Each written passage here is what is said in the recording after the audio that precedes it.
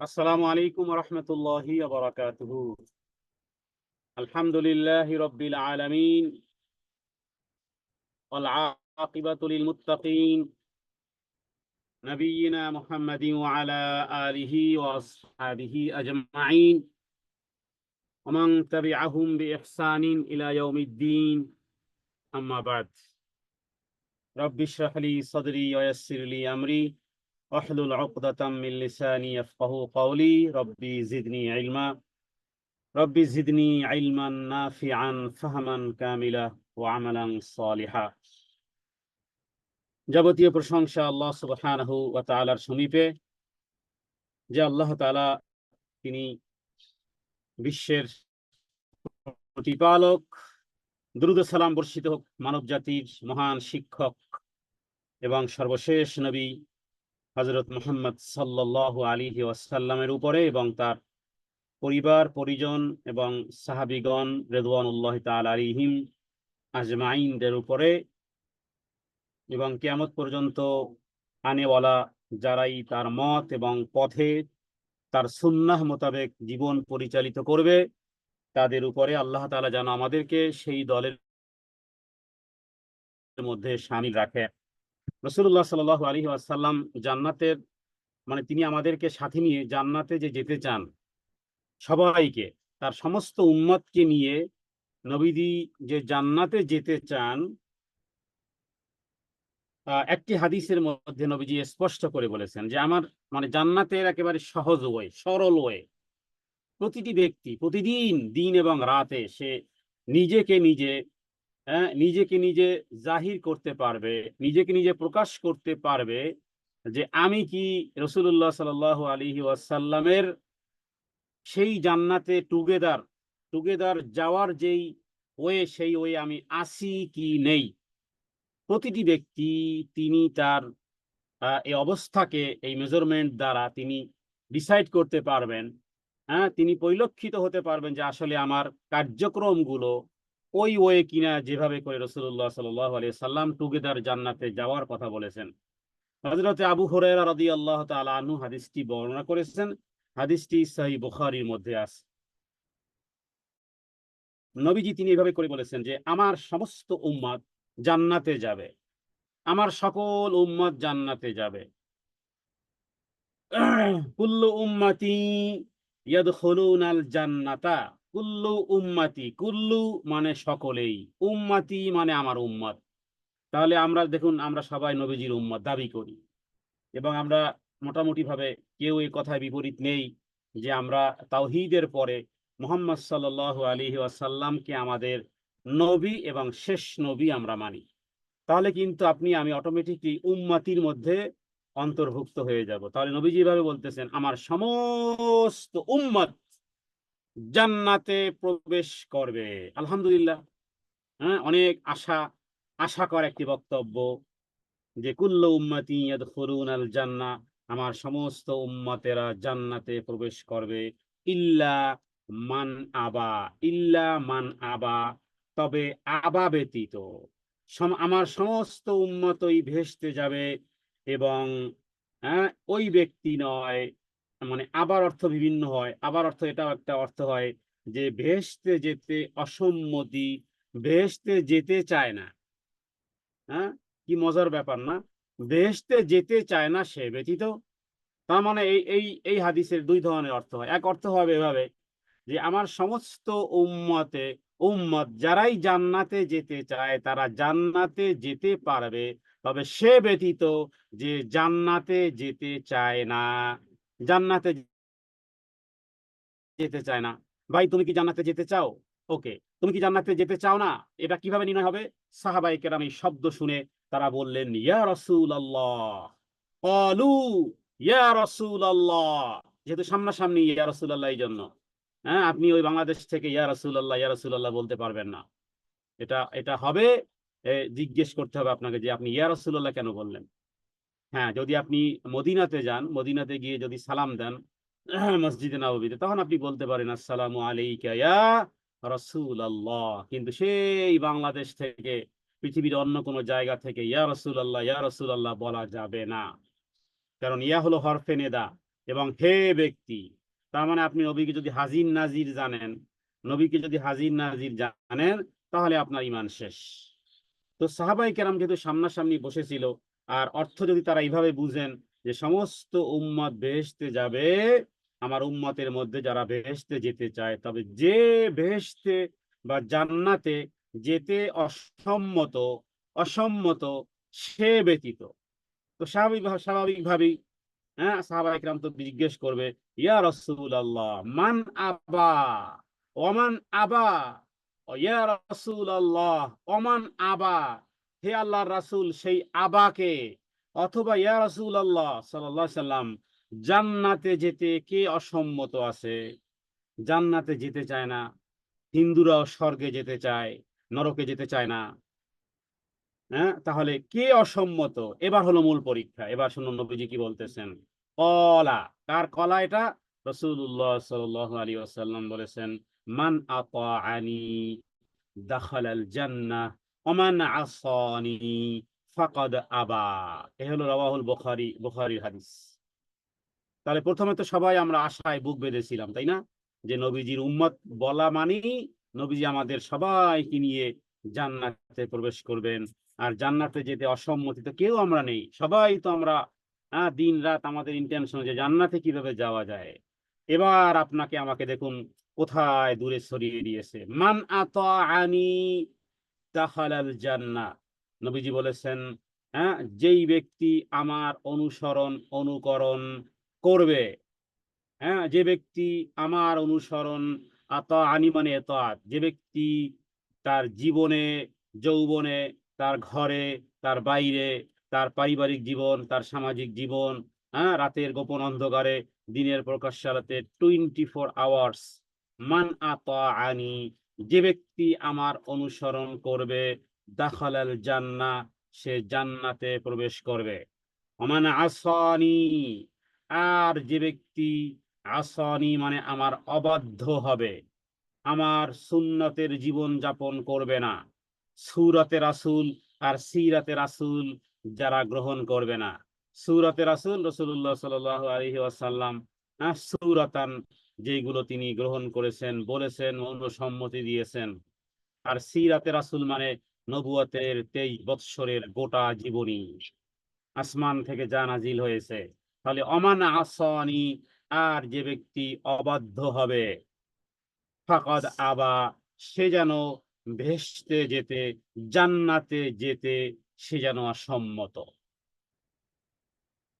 বিষয়টা খুবই ছোট এবং খুবই ইজি ছিল, কিন্তু আপনার আমার জন্য ওই ছাগলের খামি দেওয়ার মতন।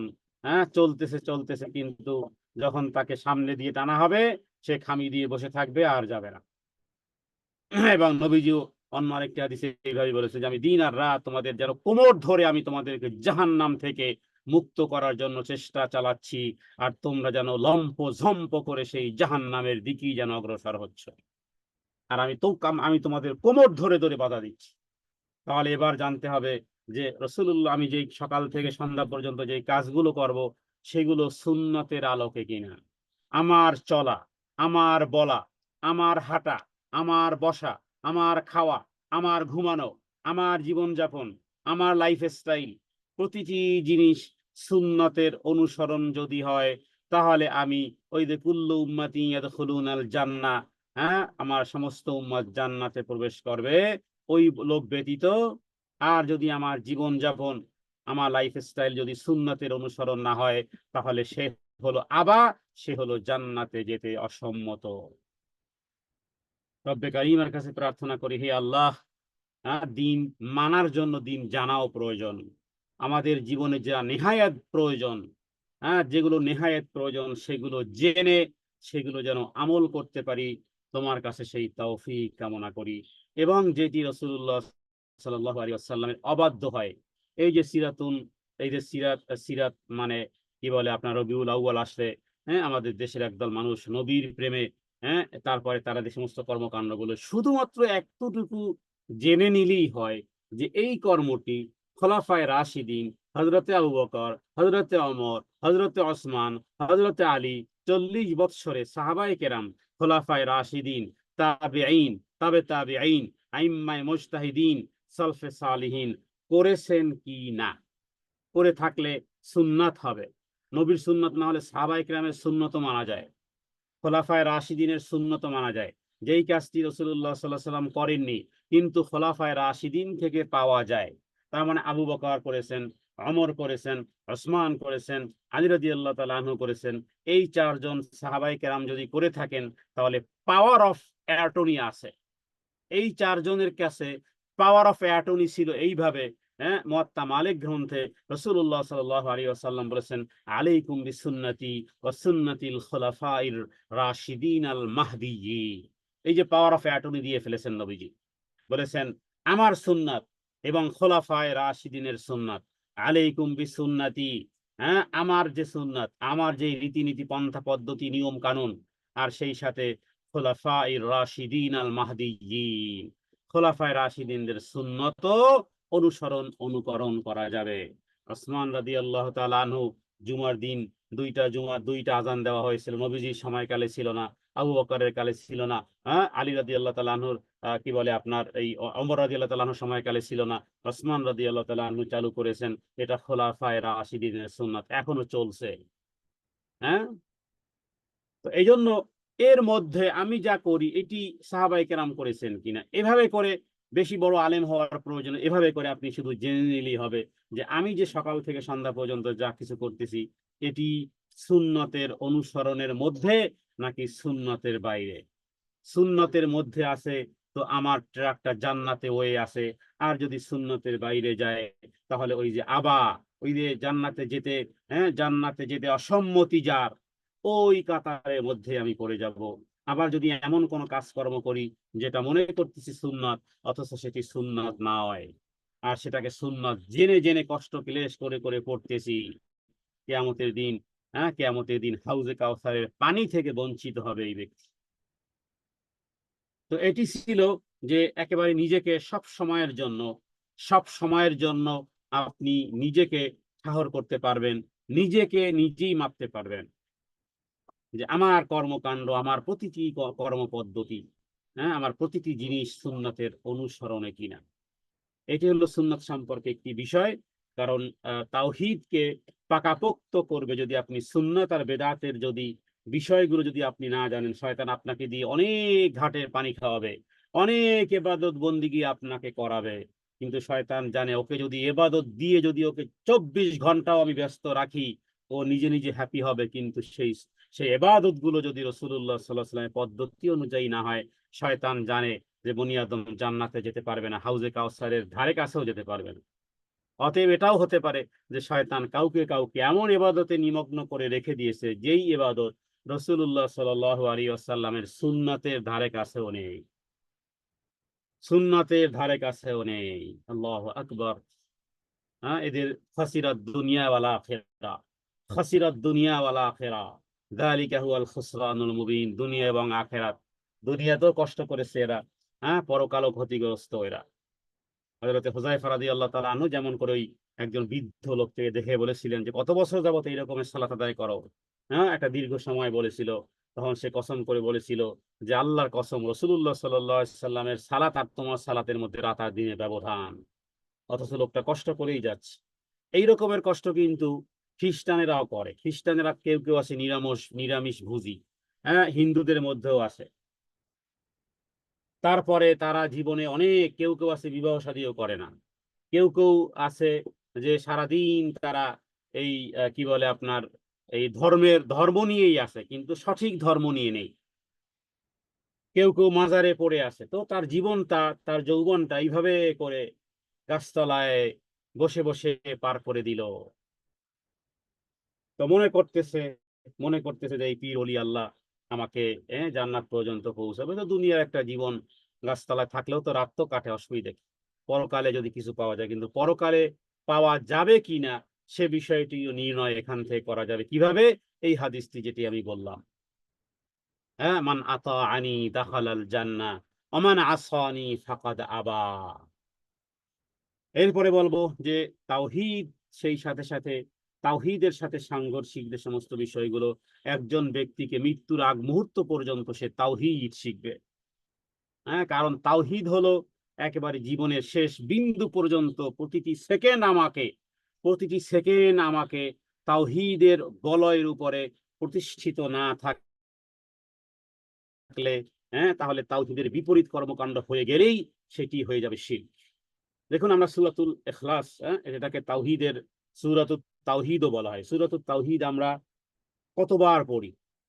সূরাতুত তাওহীদ বা সূরাতুল ইখলাস সবাই আমরা জানি। কিন্তু সূরা ইখলাসের মধ্যে আমরা পড়ি কুল হুয়াল্লাহু আহাদ, আল্লাহুস সামাদ। এই যে কুল হুয়াল্লাহু আহাদ, মানে আহাদ মানে কি? একক, অদ্বিতীয়। আল্লাহ তাআলা একক, অদ্বিতীয়। তিনি সমস্ত পূর্ণতায় একক। সব ধরনের পরিপূর্ণতা, সব ধরনের মর্যাদায় পরিপূর্ণতা, সব ধরনের মহত্বে পরিপূর্ণতা, সব ধরনের সৌন্দর্যে পরিপূর্ণতা, সব ধরনের প্রশংসায় পরিপূর্ণতা, সব ধরনের হিকমতে পরিপূর্ণতা, সব ধরনের রহমতে পরিপূর্ণতা এবং সমস্ত পূর্ণতার গুণাবলীতে আমার আল্লাহ সুবহানাহু এক এবং অদ্বিতীয়, যার কোনো উপমা বা সাদৃশ্য কোনো কিছুই নেই, কোনো কিছুই তার সাথে তুলনা করা উপযুক্ত নয়। অথচ আমরা কত কিছু তার সাথে সামঞ্জস্য করে তারপরে আমরা কথাবার্তা বলি। এজন্য সৃষ্টি দেখেই তো আমরা অপরূপ ভাবে তাকিয়ে থাকি, অপলক নেত্রে তাকিয়ে থাকি। একটা সুন্দরী একটা নারী দেখলে, সুন্দর একজন সুদর্শন পুরুষ দেখলে মানুষ হা করে তাকিয়ে থাকে। অথচ আল্লাহ তাআলা এই কি বলে এক ধরনের এই থুতুর মতন এক ধরনের পানি দিয়ে আল্লাহ তাআলা সৃষ্টি করেছেন। তো এই কারণে কোনো কিছুর সাথে আল্লাহ তাআলার তুলনা উপযুক্ত করা নয়। তিনি তার জীবন, তার পরিচালনা, তার ইলম, তার কুদরত, তার মহত্ব, তার বড়ত্ব, আল্লাহ তাআলার সম্মান, তার মর্যাদা, তার সৌন্দর্য, প্রশংসা, হিকমত ইত্যাদি গুলো নিয়ে আলাদা করে বলতে হবে, তখনই হবে কুল হুয়াল্লাহু আহাদ। যদি এই জ্ঞান যদি থাকে তাহলে আপনি এমনিতেই সৃষ্টিজীব থেকে আপনি বেখেয়াল থাকবেন। সৃষ্টিজীবের প্রতি অতটা ওইভাবে আপনি কিভাবে নজর দিবেন? কারণ আপনি তো এক পরিপূরক, এক প্রপারলি এক পূর্ণ মহত্ব আর বড়ত্ব আর সম্মান আর মর্যাদার আল্লাহ সুবহানাহু ওয়া তাআলার বিষয় সন্ধান পেয়েছেন, যিনি সমস্ত গুণাবলীতে সর্বোচ্চ পর্যায়ে এবং একক। আবার এই সমস্ত গুণাবলীতে তিনি একক এবং অদ্বিতীয়। তাহলে আমরা বান্দা হিসেবে আমাদের কর্তব্য হলো যে আমাদের কথা, আমাদের কাজ, আমাদের আকীদা, আমাদের বিশ্বাস, আমাদের কনসেপ্ট এমন ভাবে প্রকাশ করা যে তার সর্বময় পূর্ণাঙ্গ গুণাবলী স্বীকার করা। আল্লাহ জান্নাত নসিব করুক। দেলাওয়ার হোসেন সাঈদী সাহেব একটা কথা বলতেন যে আমি মানুষের প্রশংসা কখন আদায় করবো? আমি তো আমার রবের প্রশংসা আদায় করেই শেষ করতে পারি না।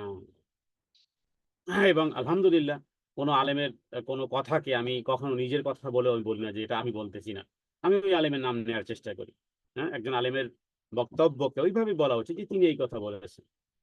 এর দ্বারা এটা নয় যে একজন ব্যক্তির কোনো আলেমের বক্তব্য কথা বলার দ্বারাই যে তার মানহাজ, তার আকীদা, তার বিশ্বাস সব আমি গ্রহণ করব না। যেই আলেম হোক তার কথাটা বলা যেতে পারে যে উনি এইভাবেই কথাটা বলছেন।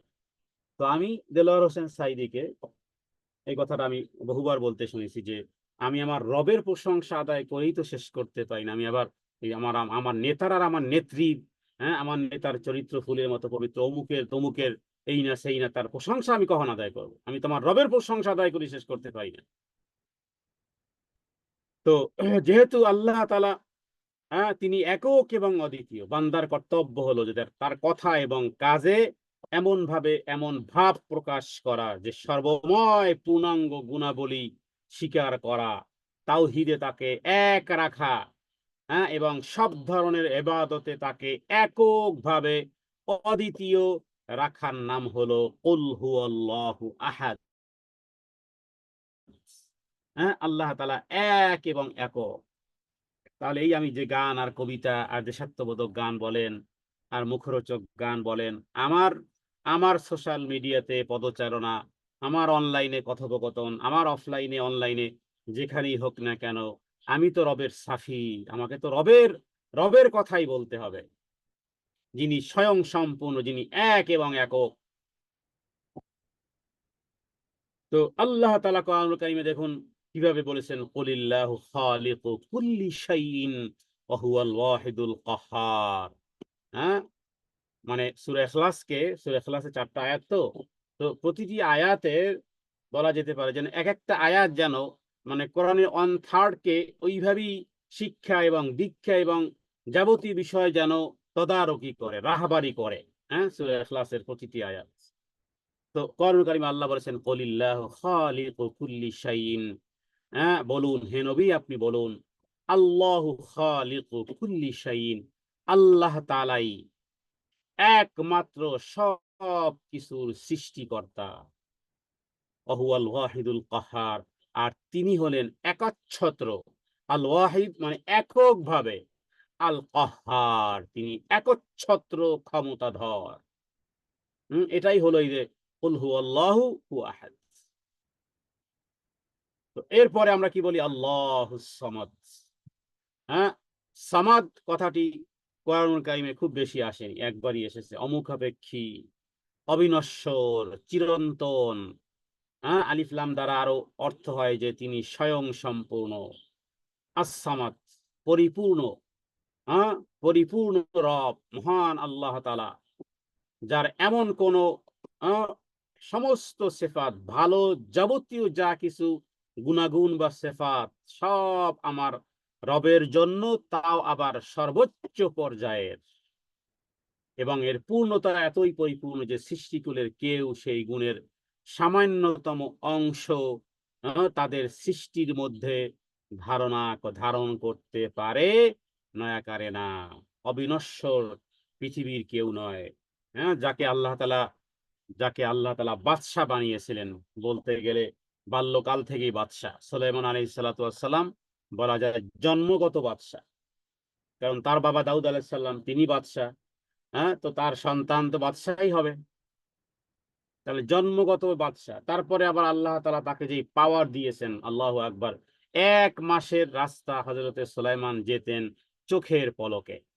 1 মাস ধরে আপনি যত দ্রুত আপনি যান না কেন, সেটি যান হযরতে সুলাইমান এক এক পলকের মধ্যে। হ্যাঁ, সূরা নামলের মধ্যে আছে না যে একজন ব্যক্তি বলেছিল যে বিলকিসের সিংহাসনকে আমি চোখের পলক দেওয়ার আগেই আমি নিয়ে আসবো। চোখের পলক দিতে কত ঘন্টা লাগে? চোখের পলক দিতে সেকেন্ড লাগে না। সেকেন্ডকেও যদি অনেকগুলো ভাগ করা হয়, তাহলে যতটুকু সময় হতে পারে অতটুকু মধ্যেও চোখের পলক দেয়া যায়। অতটুকুর মধ্যেও চোখের পলকের মধ্যে নিয়ে আসা। তো এটা ছিল তার গতি। তো তিনিও দুনিয়া থেকে চলে গেছেন, তিনিও মুখাপেক্ষী ছিলেন। মুহাম্মদুর রাসূলুল্লাহ সাল্লাল্লাহু আলাইহি ওয়াসাল্লাম মুখাপেক্ষী ছিলেন। আল্লাহ তাআলার কাছে যাবতীয় বিষয় তিনি চাইতেন।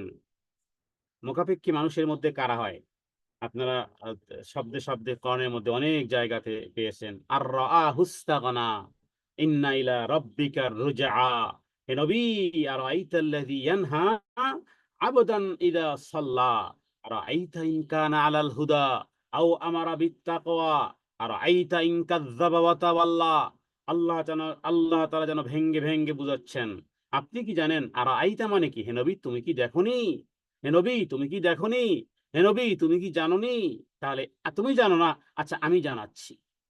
হে নবী, তুমি কি দেখোনি? হে নবী, তুমি তো দেখোনি, আমি তো দেখেছি, আমি তোমাকে বলতেছি। এরকমের আর হুস্তাগনা। দুনিয়াতে একটু টাকা পয়সা, একটু ধন দৌলত, সন্তান সন্ততি একটু দিলেই বাস অমুখাপেক্ষী ভাব ভাব তার মধ্যে চলে আসে। হুম, এজন্য অর্থই হয় অনর্থের মূল। ইল্লা কালিলুম মিন ইবাদিয়াশ শাকুর। কিছু ব্যক্তি ব্যতীত সামান্য একটু পাওয়ার, সামান্য একটু ক্ষমতা, কিছু টাকা পয়সা, কিছু শারীরিক সুস্থতা, হ্যাঁ, সন্তান সন্ততির কিছু, আল্লাহ তাআলা এই জন্য কোরআনুল কারীমের মধ্যে বলেছেন মানুষের স্বভাবজাত একটা স্বভাব হলো, হ্যাঁ, যে তারা একে অপরের সাথে প্রতিযোগিতা করে। কি দিয়ে? ইন্নামাল হায়াতুদ দুনিয়া লাইবুন ওয়া লাহবুন ওয়া জিনাতুন ওয়া তাফাখুরুম বাইনাকুম তারা পরস্পরের মধ্যে, হ্যাঁ, গৌরব করে। ওয়াতাফাখুরুম বাইনাকুম কি দিয়ে? ওয়াতাকাসুরুম ফিল আমওয়ালি ওয়াল আওলাদি। এটা দিয়ে তারা ফখর করে, গর্ব করে। ওয়াতাকাসুরুন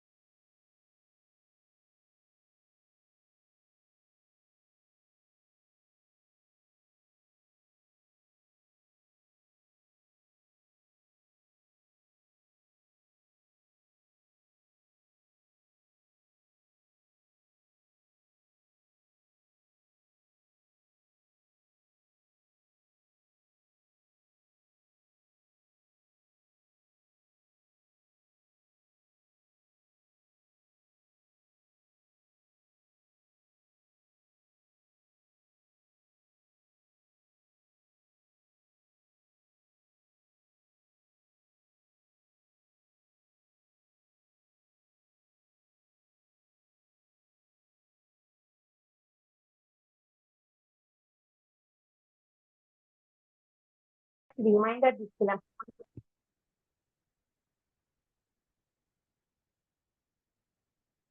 আলহামদুলিল্লাহ রাব্বিল আলামিন, যাবতীয় প্রশংসা আল্লাহ সুবহানাহু ওয়া তাআলার জন্য।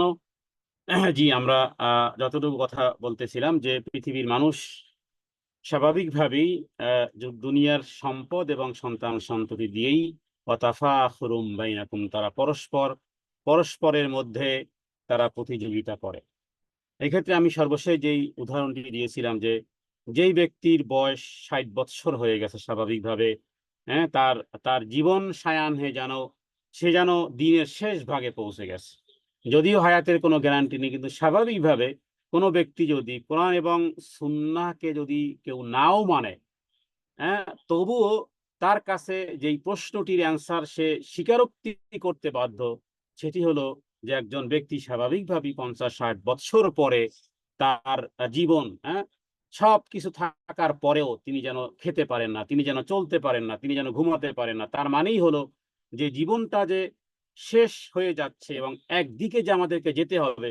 যদিও রাসূলুল্লাহ সাল্লাল্লাহু আলাইহি ওয়াসাল্লাম তার উম্মতের বয়সের কথা 60 বৎসর, হ্যাঁ, 60 থেকে 70 বছরের কথা বলেছেন। তাহলে একজন ব্যক্তি স্বাভাবিকভাবে এখন 40-এর পরেই মানুষ যেন স্তব্ধ হয়ে যায়। তো এটাকে আমরা সূরা আসরের দিকে একটু ইঙ্গিত করে আমি বলবো যে আল্লাহ তাআলা যে সময়ের কসম করেছেন, হ্যাঁ, যে এই আল আসর, যদি আসরকে যদি যুগও ধরি অথবা আসরকে যদি আসরও ধরি, তাহলে প্রশ্ন হলো যে আসর থেকে মাগরিব পর্যন্ত সময় কতটুকু? সামান্য একটু সময়। একটা দিনকে একটা দিনকে যদি আমরা স্বাভাবিকভাবে একটা মানুষের জীবনের সাথে তুলনা করি, তাহলে এটি আমার কাছে অনুভূত হয় যে এই সকালে যেমন করে 6:30 বা 7টার দিকে যেমন সূর্য ওঠে, হ্যাঁ, 10টা-11টা পর্যন্ত একটা তেজস্বিতা ভাব থাকে। এটাকে আমরা বলতে পারি যে আমাদের জীবনের জন্য একটা বাল্যকালের মতন। এরপরে দুপুর 12টা থেকে 2টা-2:30টা পর্যন্ত, হ্যাঁ, একেবারে গোটা পৃথিবীর সব জায়গাতে আলো পৌঁছে যায়। এটাকে বলা যেতে পারে যে একজন ব্যক্তির একেবারে যৌবনকাল, হ্যাঁ, 20 থেকে 24-25 থেকে শুরু করে একেবারে 40 পর্যন্ত। কিন্তু স্বাভাবিকভাবে জোহরের পর থেকে যখন সূর্য ঢলা শুরু করে, এরপরে আসর, আসরের পরে আর সময়ই থাকে কতটুকু বলেন? অতএব যাদের বয়স 50-40 ওভার হয়ে গেছে, তারা যেন জীবনের ওই দিনের যেমন আসর থেকে মাগরিব পর্যন্ত যেমন সামান্য একটু সময়, খুব তাড়াতাড়ি দ্রুত, হ্যাঁ, সূর্য ডুবে যাচ্ছে, ঠিক অনুরূপভাবে যাদের বয়স 40 অথবা 45, হ্যাঁ, 50 হয়ে গেছে, তাদের সামান্য হাদিস অনুযায়ী বলা যায় যে সামান্য একটু বাকি আছে, সামান্য একটু মাত্র বাকি আছে, একটু পরই সূর্যটা ডুবে যাবে। জীবনের সূর্যটাও যেন ঠিক ডুবে যাবে। অথচ রাসূলুল্লাহ সাল্লাল্লাহু আলাইহি ওয়াসাল্লাম যে বিষয়টি নিষেধ করেছেন যে মানুষ বয়োবৃদ্ধ হয় আর দুটি জিনিস তার যৌবন হয়, মানে বয়স শেষে হয় বুড়ো, আর মন মানসিকতায় সে যৌবনতা লাভ করে দুটি জিনিস। এক হলো দীর্ঘ হায়াত, হ্যাঁ, ওই সময়কালে সে অনেক দিন বেঁচে থাকার আকাঙ্ক্ষা করে। হ্যাঁ, তাহলে স্বাভাবিকভাবে সে শারীরিকভাবে বৃদ্ধ হয়ে যাচ্ছে, কিন্তু তার মনের ভিতরে মনের ভিতরে দুটি জিনিস যেন প্রচন্ড রকমের ভাবে যেন নূতন করে সঞ্জীবনী শক্তি নিয়ে যেন দাঁড়াচ্ছে। সেটি হলো যে দীর্ঘ আশা, মানে বেঁচে থাকার আশা। এরপরে বৃদ্ধকালেও সে, হ্যাঁ, সম্পদ খরচা করতে চায় না। বৃদ্ধকালেও বৃদ্ধকালেও সম্পদকে সে মুষ্টিবদ্ধ করে রাখে, যে না জানি, হ্যাঁ, যদি 2-4 দিন বেশি বাঁচি তাহলে না জানি আবার না খেয়ে মারা যায় কিনা। এই দুটি জিনিস কঠিন ভাবে, লোক বৃদ্ধ হয়ে যাচ্ছে, হ্যাঁ, হাত কাঁপতেছে, লাঠিও ধরতে পারে না, কিন্তু তার হৃদয়ে দুটি জিনিস, এটি রাসূলুল্লাহ সাল্লাল্লাহু আলাইহি ওয়াসাল্লাম বলেছেন। এইভাবেই আমাদেরকে মনে রাখতে হবে যে রাসূলুল্লাহ সাল্লাল্লাহু আলাইহি ওয়াসাল্লাম বলেছেন মানুষ বৃদ্ধ হয়, কিন্তু দুটি জিনিস তার হৃদয় যেন নব যৌবন লাভ করে। এক হলো আরো দীর্ঘদিন বেঁচে থাকার আশা, আর এরপরে সম্পদের প্রতি সম্পদ খরচা না করার আগ্রহ বা প্রবণতা ইত্যাদি বিষয়, বা সম্পদ লাভের ইচ্ছাও তখনও একজন বয়োবৃদ্ধ ব্যক্তিরও থাকে। এটা স্বাভাবিক, যেহেতু রাসূলুল্লাহ সাল্লাল্লাহু আলাইহি ওয়াসাল্লাম বলেছেন আমাদের সৃষ্টিগত মজ্জাগতভাবে থাকলেও এর মধ্য থেকে একটি অবস্থা আল্লাহ সুবহানাহু ওয়া তাআলার জন্য সৃষ্টি করতে হবে। যে কথা আমরা বলতেছিলাম, যদি সূরা ইখলাসের মধ্যে যে শিক্ষা কোরআনুল কারিমে আল্লাহ সুবহানাহু ওয়া তাআলা দিয়েছেন। আমরা সামাদ নিয়ে কথা বলতেছিলাম সেখান থেকে এই পর্যন্ত, যে তিনি হলেন আমরা সবাই মুখাপেক্ষী, কিন্তু আমার আল্লাহ সুবহানাহু ওয়া তাআলা তিনি এমন এক রব, এমন এক মহান সিফাতের অধিকারী, যেই গুণ পৃথিবীর কারো মধ্যে নেই, যেই গুণের সামান্য অংশ মানুষের অন্তরে বেষ্টন করতে পারে না এবং তাদের ভাষায়ও সেটা প্রকাশ করতে পারে না। হ্যাঁ, তার কাছে সব কিছু মুখাপেক্ষী। সকলের যাবতীয় প্রয়োজন, অভাব, অভিযোগ একমাত্র আল্লাহ তাআলার কাছেই। আল্লাহ তাআলা তিনি বেনিয়াস, তুলনাবিহীন, মুখাপেক্ষীবিহীন, অবিনশ্বর, চিরন্তন, স্বয়ং সম্পূর্ণ, অমুখাপেক্ষী। একমাত্র তিনি হলেন আল্লাহ, তিনি হলেন খালেক। আর সবাই মুখাপেক্ষী। মুহাম্মদ সাল্লাল্লাহু আলাইহি সাল্লাম তিনিও মুখাপেক্ষী ছিলেন। তিনিও রাসূলুল্লাহ সাল্লাল্লাহু আলাইহি সাল্লাম প্রতিটি জিনিস রবের কাছে চাইতেন। সূরা ফাতিহা মানেই তো চাওয়া। কোরআনুল কারীমে আল্লাহ বলেছেন, ইয়াসআলুহু মান ফিস সামাওয়াতি ওয়াল আরদি কুল্লা ইয়াউমিন হুয়া ফি শাআন।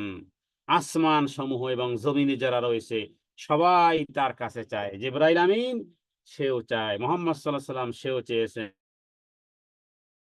সমস্ত নবীরা, রাসূলরা, ফেরেশতাকুল সবাই। আল্লাহ বলতেছেন ইয়াসআলুহু, সকলেই তারা চায়, মান ফিস সামাওয়াতি ওয়াল আরদ, আসমান এবং জমিনে যারা আছে সবাই।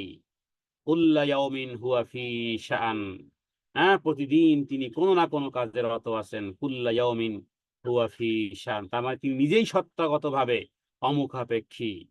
দুনিয়াতে বিদ্যমান সমস্ত কিছু তার জাতের কাছে অভাবী, মুখাপেক্ষী। এজন্যই তো আমরা রবের কাছে বেশি যেই জিনিসটি চাই সেটি কি? সেটি হলো হেদায়েত। হে আল্লাহ,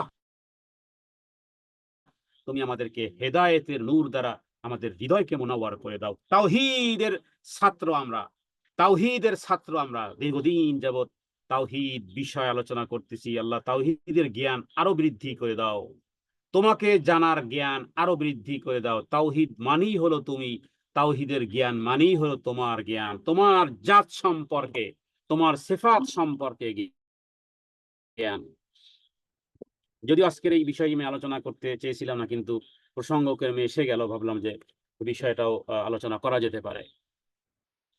তাহলে আমরা আল্লাহ তাআলার কাছে সূরা ইখলাসের মাধ্যমে দ্বিতীয় আয়াতে কি বলি? আল্লাহুস সামাদ।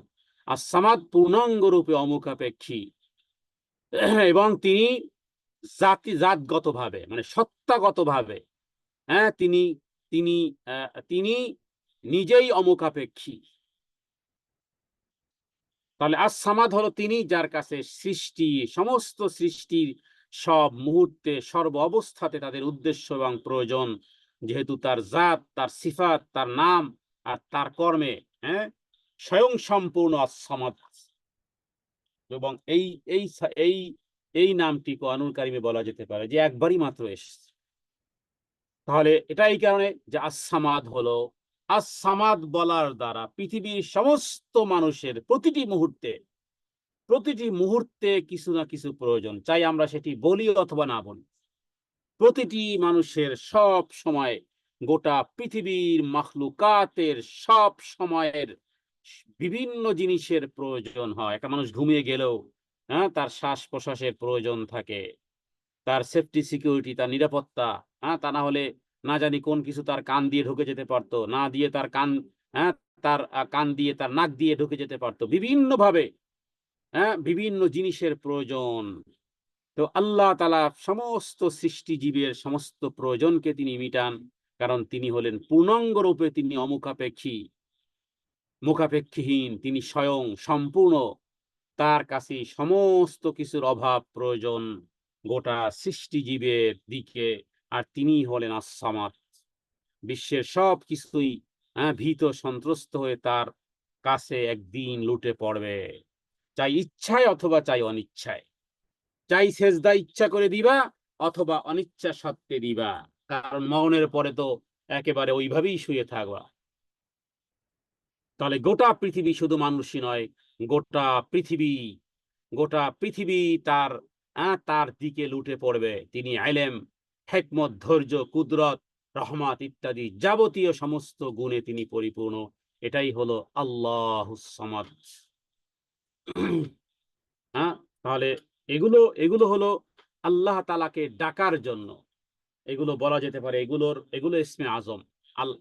কি বলে আপনার এই যে as-সামাদ, এটি ইসমে আজম, যেই নাম সমূহ ধরে ডাকলে আল্লাহ তাআলা দোয়া কবুল করেন। আপনারা সূরা ইখলাস পাঠ করেন, এটাকে উসিলা বানিয়ে রবের কাছে দোয়া করেন।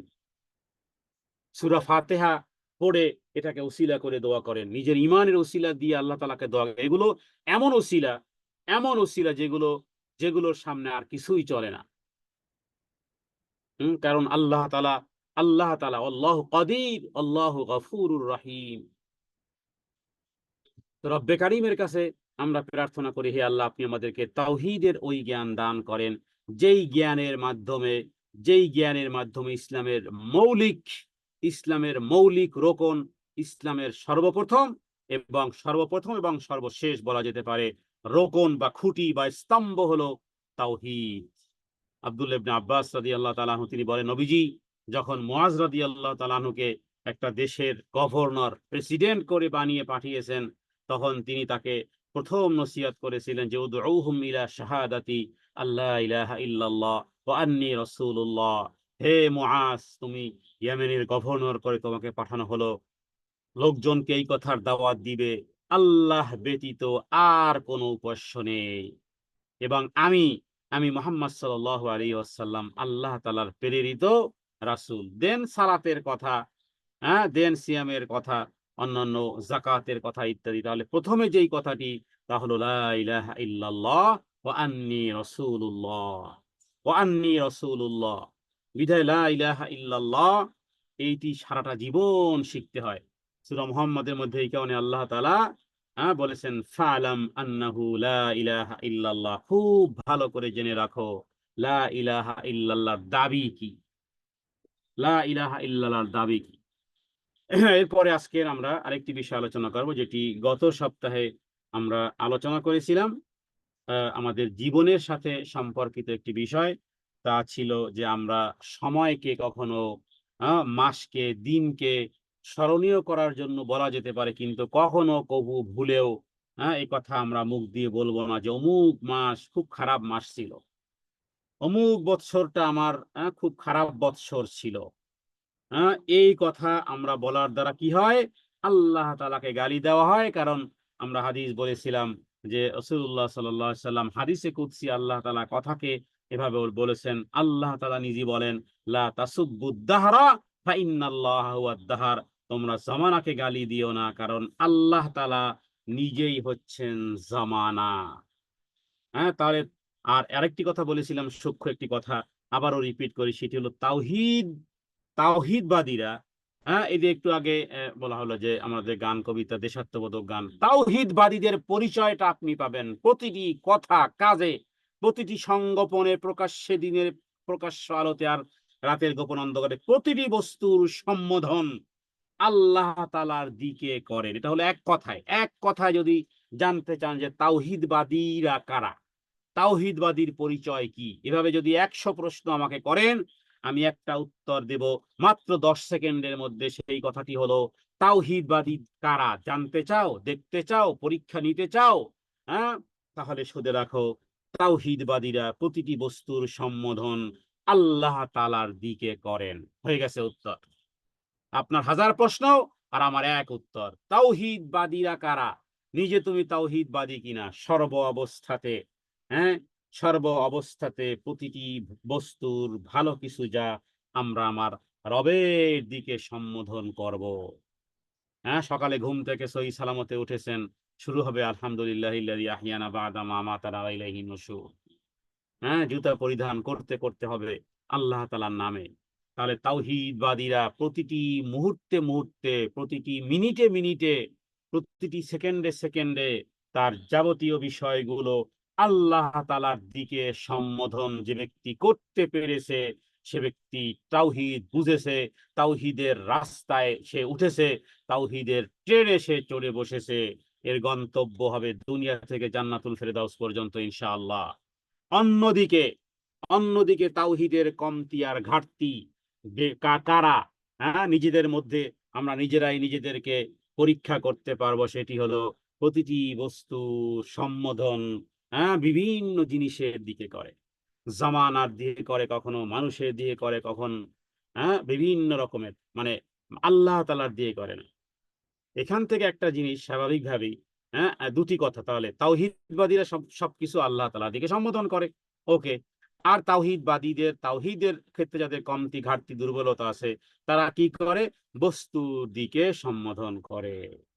হ্যাঁ, জীবনে যদি জীবনে যদি অনাকাঙ্ক্ষিত কোনো কিছু ঘটনা ঘটে যায় আপনার জীবনে, অন্য কাউকে দোষ দিয়ে তার উপর চড়াও হয়ে, রাগান্বিত হয়ে, ক্রোধ আর রাগের বহিঃপ্রকাশ হয়ে তাকে গালাগালি, তার 14 গোষ্ঠী উদ্ধার করার এই প্রবণতা ছেড়ে দেন।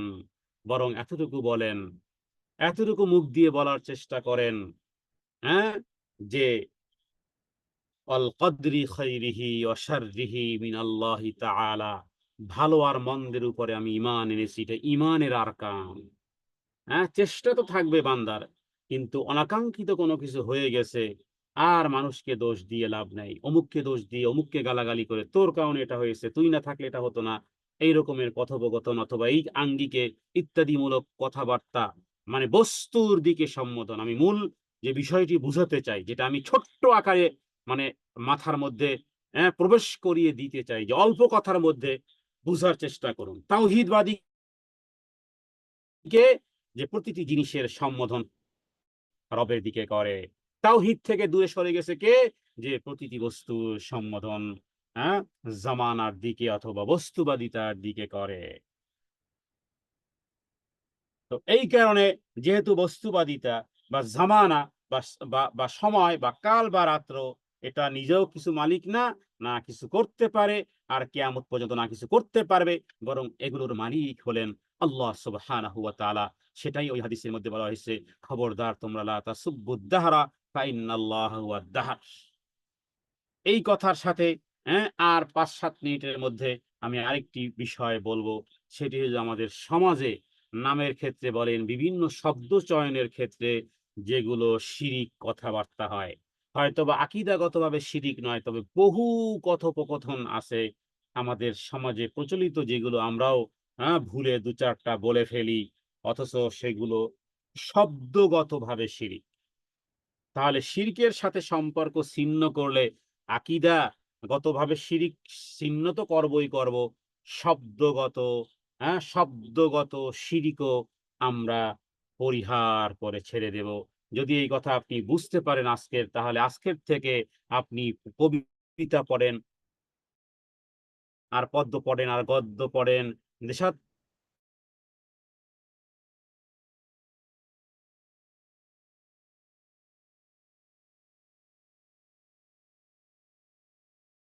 এ বিষয়ে আমরা এ বিষয়ে আমরা হাদিস থেকে, রাসূলুল্লাহ সাল্লাল্লাহু আলাইহি ওয়াসাল্লামের একটি হাদিস থেকে বলবো, যে নবীজি বলেছেন, ইন্না আখনা ইসমিন ইনদাল্লাহি রাজুলুন তাসাম্মা বিমালিকিল আমলাক লা মালিকা ইল্লাল্লাহ। সহিহ বুখারীতে এই হাদিসটি রয়েছে। এই হাদিসটি ছোট্ট একটি হাদিস, একটু ব্যাখ্যা না করলে বুঝে আসবে না। হাদিসটির অর্থ হলো যে আল্লাহ তাআলার নিকট ওই ব্যক্তির নাম সবচেয়ে ঘৃণিত। আল্লাহ তাআলার কাছে, আল্লাহ তাআলার কাছে ওই ব্যক্তির নাম সবচেয়ে ঘৃণিত, যার নামকরণ করা হয় রজুলুন তাসাম্বা বিমালিকিল আমলাক। মালিকিল আমলাক মানে বাংলাতে বলা যেতে পারে যে এই রাজাধিরাজ বা প্রভুর প্রভু। হুম? কেউ, কেউ তো এই টাকাকেও সেকেন্ড গড বানিয়ে ফেলে। নাউজুবিল্লাহ মিন যালিক। কত স্ত্রী আছে যে স্বামীকে সেকেন্ড এই সেকেন্ড খোদা হিসেবে, নাউজুবিল্লাহ মিন যালিক। উভয় কথাটাই ভুল। মানে যেন দ্বিতীয় রব হিসেবে বানিয়ে নিয়েছে। কেউ, কেউ ইগোকে রব বানিয়ে বসে আছে। আবার কেউ, কেউ শব্দগতভাবে এইভাবে করে কারো ভূয়সী প্রশংসা করতে গিয়ে রাজাধিরাজ বা প্রভুর প্রভু এই কথা বলে। আল্লাহ তাআলা এই কথাটাকে খুব বেশি অপছন্দ করেন। কারণ আল্লাহ তাআলা বলেন, লা মালিকু ইল্লাল্লাহ, লা মালিকু ইল্লাল্লাহ। এই হাদিসগুলো যখন পড়ি আমরা, তখন ব্যক্তিগতভাবে আমাদের কাছে মনে হয়, আমাদের কাছে মনে হয়, এবং আমি এটাকে, আমি আমার গবেষণায় আমি এটা বুঝি, যে আমি যদি একটা গাড়ির মালিক হই, আমি যদি একটা বাড়ির মালিক হই, এটির সাথে অনেকে দ্বিমত পোষণ করতে পারেন, কিন্তু তাওহীদের একজন স্টুডেন্ট হিসেবে আমি বুকে হাত দিয়ে আমি এই কথার মধ্যে দোষ খুঁজে পাই যে আমি একটা জমির মালিক। আমি যদি বলি এই জমির মালিক আমি, আমার দোতলা একটা বাড়ি আছে, এই বাড়িটার মালিক কে? আমি। এই গাড়িটার মালিক কে? আমি।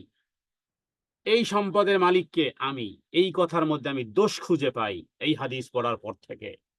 বরং আমি যদি বলি আল্লাহ তাআলার তৌফিকে এই বাড়িটার মালিক আমি, আল্লাহ তাআলার তৌফিকে এই গাড়িটার মালিক আমি, আল্লাহ তাআলার তৌফিকে এই জমি, এই জমিটুকুর মালিক আমি, তাহলে আমার কাছে এটি তাওহীদে ভরা পরিপূর্ণ কালাম বলে মনে হয়। কিন্তু আমি যদি এই কথাটা সংযোজন না করে যদি আমি এটা বলি এই কলমটি আমার, তাহলে আমার কাছে এটি দোষণীয় মনে হয় এই হাদিস পড়ার পর থেকে। কলমটি কার? আমার। না, এই কথাটা আমার কাছে সুন্দর নয়। হ্যাঁ, অন্ততপক্ষে মনে, মনে বলেন। মনে, মনে তো অন্ততপক্ষে এটা যে আল্লাহ তাআলা আমাকে এটার মালিক বানিয়েছেন। কারণ ওই কলমটি হোক না ৳২ একটা পেন, এটা আমি সম্বোধন করতে পারি না। আজকের আমি মরে যাব, ওই কলমটা অন্য কারো কাছে যাবে, ওই কলমটার মালিক হবে অন্যজন। আজকের আমার হাতের ঘড়ি কেউ রেখে দিবে না। হ্যাঁ, কবরে আমার ঘড়ি সহ দিবে না। কিন্তু ঘড়িটাকে তো বলি আমার ঘড়ি। জুতোটা আমার জুতা, চশমাটা আমার চশমা, টুপিটা আমার, কাপড়টা আমার, সব আমার আমার আমার আমার করে, হ্যাঁ, এইভাবে করে ইঙ্গিত আমরা যদিও করি, হ্যাঁ, কিন্তু আসলে বলা উচিত ছিল যে আল্লাহ তাআলা আমাকে অল্প সময়ের জন্য এই ঘরের মালিক বানিয়েছেন। আল্লাহ তাআলা যতদিন চাইবেন ততদিন এই গাড়িটার মালিক আমি থাকবো। যতদিন তিনি চাইবেন এই জমিটুকুর, এই দেয়াল ঘেরা এই বাড়িটুকুর মালিক, হ্যাঁ, আল্লাহ তাআলা তিনি আমাকে এটার খাদেম বানিয়েছেন, এটার স্থলাভিষিক্ত বানিয়েছেন, এটার মালিকানা তিনি আমাকে বানিয়েছেন। যেহেতু বিষয়টা এরকমের যে কিয়ামতের দিন আল্লাহ তাআলার কাছে সবচেয়ে, যেমন শাহানশাহ, আমরা একটা কথা বলি শাহানশাহ। আমরা যেহেতু এমন একটা দেশের পাশে বসবাস করি, হিন্দু রাষ্ট্র, এর পূর্বে মোগলরা ছিল, এরা ছিল এই ইরানি শিয়া, যার কারণে সেই শিয়া প্রভাব আর হিন্দুয়ানি প্রভাবে মুসলমানিত্বের মুসলমানিত্বের যে বিষয়গুলো যেগুলো জানা প্রয়োজন ছিল, সেগুলো কেউ বললে এখন মনে হয় নূতন কিছু নিয়ে আসছে। হ্যাঁ, বরং ওই হিন্দুদের ওই মাখামাখি করা, ওই কি বলে মোগলদের মাখামাখি করা যে সমস্ত শব্দ, এমনকি আপনি দেখেন না ইসলামের সব কিছু ব্যতীত, হ্যাঁ, আমরা সালাতকে বানিয়েছি নামাজ, না আছে কোরআনে না আছে হাদিসে। আমরা এই যে ভেস্ত বলি, ভেস্ত আছে কোথাও কোরআনে না হাদিসে, অথচ হাদিসে আছে, কোরআনে আছে জান্নাত। হ্যাঁ, জান্নাত আছে। দোজক বানিয়েছি আমরা, দোজক কথাটা তো কোথাও নেই। হ্যাঁ, আছে কোরআনে, আছে হাদিসে। জাহান্নাম নামে, সিয়াম নামে আছে, হ্যাঁ, রোজা নামে কিছু নেই। তো এটা দোষের কিছু নাও, তবু আমি বলতে চাচ্ছি যে একেবারে ইসলামের যে মেইন যে 5টি ফরজ, সেই ক্ষেত্রেও দেখুন, তারপরে তালিমুল ইসলামে তোমারা মাযহাব কিয়া হ্যায়, হামারা মাযহাব হ্যায় ইসলাম। হ্যাঁ, মাযহাবকেও ইসলাম বানিয়ে ফেলেছে। আরো যে কত কিছু হয়ে গেছে। যারা দিনের যারা দিন নিয়ে গবেষণা করেন তারা জানেন যে প্রতিটি শব্দের মধ্যে আছে রবের, হ্যাঁ, রবের বিপরীতমুখী আচরণ, শিরক আর কুফরির গন্ধ, আর আছে, হ্যাঁ, বিভিন্ন রকমের শরীয়তের ভায়োলেশন। এজন্য যতটুকু বলবেন ততটুকু বুঝে শুনে বলা উচিত। রাজাধিরাজ, শাহানশাহ, এই কথা যদি শিরিকের মতন শব্দ শিরিক, হ্যাঁ, জাহাঙ্গীর, আলমগীর, তাহলে কোথায় যাবে? জাহাঙ্গীর বলে যাকে ডাক দিলেন, হ্যাঁ, জাহান মানে পৃথিবী, গীর মানে বাদশাহ। একটা মানুষ, হ্যাঁ, অমুক দিন জন্মগ্রহণ করেছে, তাকে আপনি বানিয়ে ফেললেন পৃথিবীর বাদশাহ। কারণ জাহান মানে পৃথিবী, গীর মানে বাদশাহ। আলমগীর, আলম মানে পৃথিবী, গীর মানে বাদশাহ। ফার্সিতে গীর মানে শব্দ বাদশাহ, তাহলে আলমগীর মানে হলো পৃথিবীর বাদশাহ, জাহাঙ্গীর মানে হলো পৃথিবীর বাদশাহ। হ্যাঁ, আর রাজাধিরাজ বা এই যে যেটা বিমালিকিল আমলাক, তো হাদিস থেকে আমরা পেলাম। হ্যাঁ, বুখারী হাদিস থেকে আমরা পেলাম। রাজাধিরাজ সুফিয়ান সাউরি, হ্যাঁ, তিনি একজন তাবেঈ। সুফিয়ান সাউরি তিনি বলেছেন রাজাধিরাজ কথাটি শাহানশাহর মতো একটি নাম।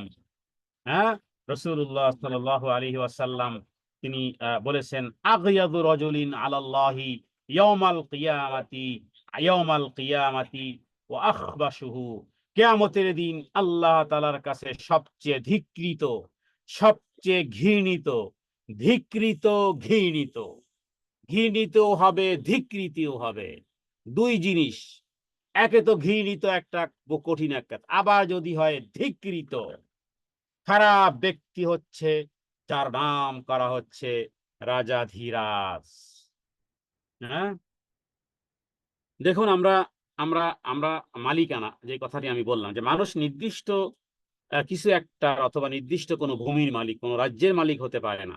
হ্যাঁ, বা রাজ্যের মালিক কথা কথা একটা বাদশাহ, যেমন সে এটা, কিন্তু এর অর্থ কি এটা যে সবকিছুর মালিক? হ্যাঁ, তো গোটা পৃথিবীর মালিকের, গোটা পৃথিবীর মালিককে তুমি তো বলতেছো ইন্নাল্লাহ আলা কুল্লি শাইইন কাদির, আন্নাল কুওয়াতা লিল্লাহি জামিয়া। তাহলে আন্নাল কুওয়াতা লিল্লাহি জামিয়ার মধ্যে কি বাংলাদেশের ওই ভূখণ্ডটুকু নেই? তোমার ওই যেই দেশে বসবাস করো বা যেই জায়গাটুকুতে বসবাস করো, যেই ঘরে তুমি বসবাস করো, যেই চৌহদ্দির মধ্যে তুমি বসবাস করো, ওই জায়গাটুকু কি আমার রবের রবের ক্ষমতার মধ্যে কি নেই, নাকি ওটা বাইরের কোনো জগৎ? ইয়া মাশারাল জিন্নি ওয়াল ইনস ইন ইসতাতাতুম আন তানফুযু মিন আকতারিস সামাওয়াতি ওয়াল আরদি ফানফুযু লা তানফুযুনা ইল্লা বিসুলতান। কোথায় আছে রাজত্ব? অন্য কোনো রাজত্ব কি আছে? সন্ধান কি পেয়েছো? আকাশ ভেদ করে পারলে চলে যাও, জমিন ভেদ করে পারলে যাও, কোথাও ইল্লা বিসুলতান, রবের বাদশাহী ছাড়া তো কোথাও নেই। তাহলে তুমি কিভাবে এককভাবে বলো যে এই বাড়ির মালিক আমি? হ্যাঁ, বলো যে আল্লাহ তাআলা আমাকে মালিক বানিয়েছেন। রবের নাম মুটে নিতে শয়তান দিকেই চায় না মোটে। হুম, তো তুমি মালিক কেন মরে গেলা? জমি তো রয়ে গেল, তোমার গাড়িটা দাঁড়িয়ে আছে, তোমার বাড়িটা দাঁড়িয়ে আছে, তোমার চশমাটা পড়ে আছে এখনো, কই তুমি নেই কেন? তুমি যদি মালিকই হতে তাহলে তো আহ মালিকানা সত্ত্ব হারালে কেন? মালিকানা ছুটে গেল কেন? তোমার শরীর থেকে এখন অলংকার খোলা হয় কেন? তোমার গলা থেকে চেইন খোলা হয় কেন? কেন তুমি এগুলোর মালিক ছিলে? তোমার হাত থেকে ঘড়ি খোলা হয় কেন? চশমা কেন খোলা হয় কেন? তোমার সম্পদ তোমার কাছ থেকে খোলা হচ্ছে কেন? তুমি না এগুলোর মালিক ছিলে?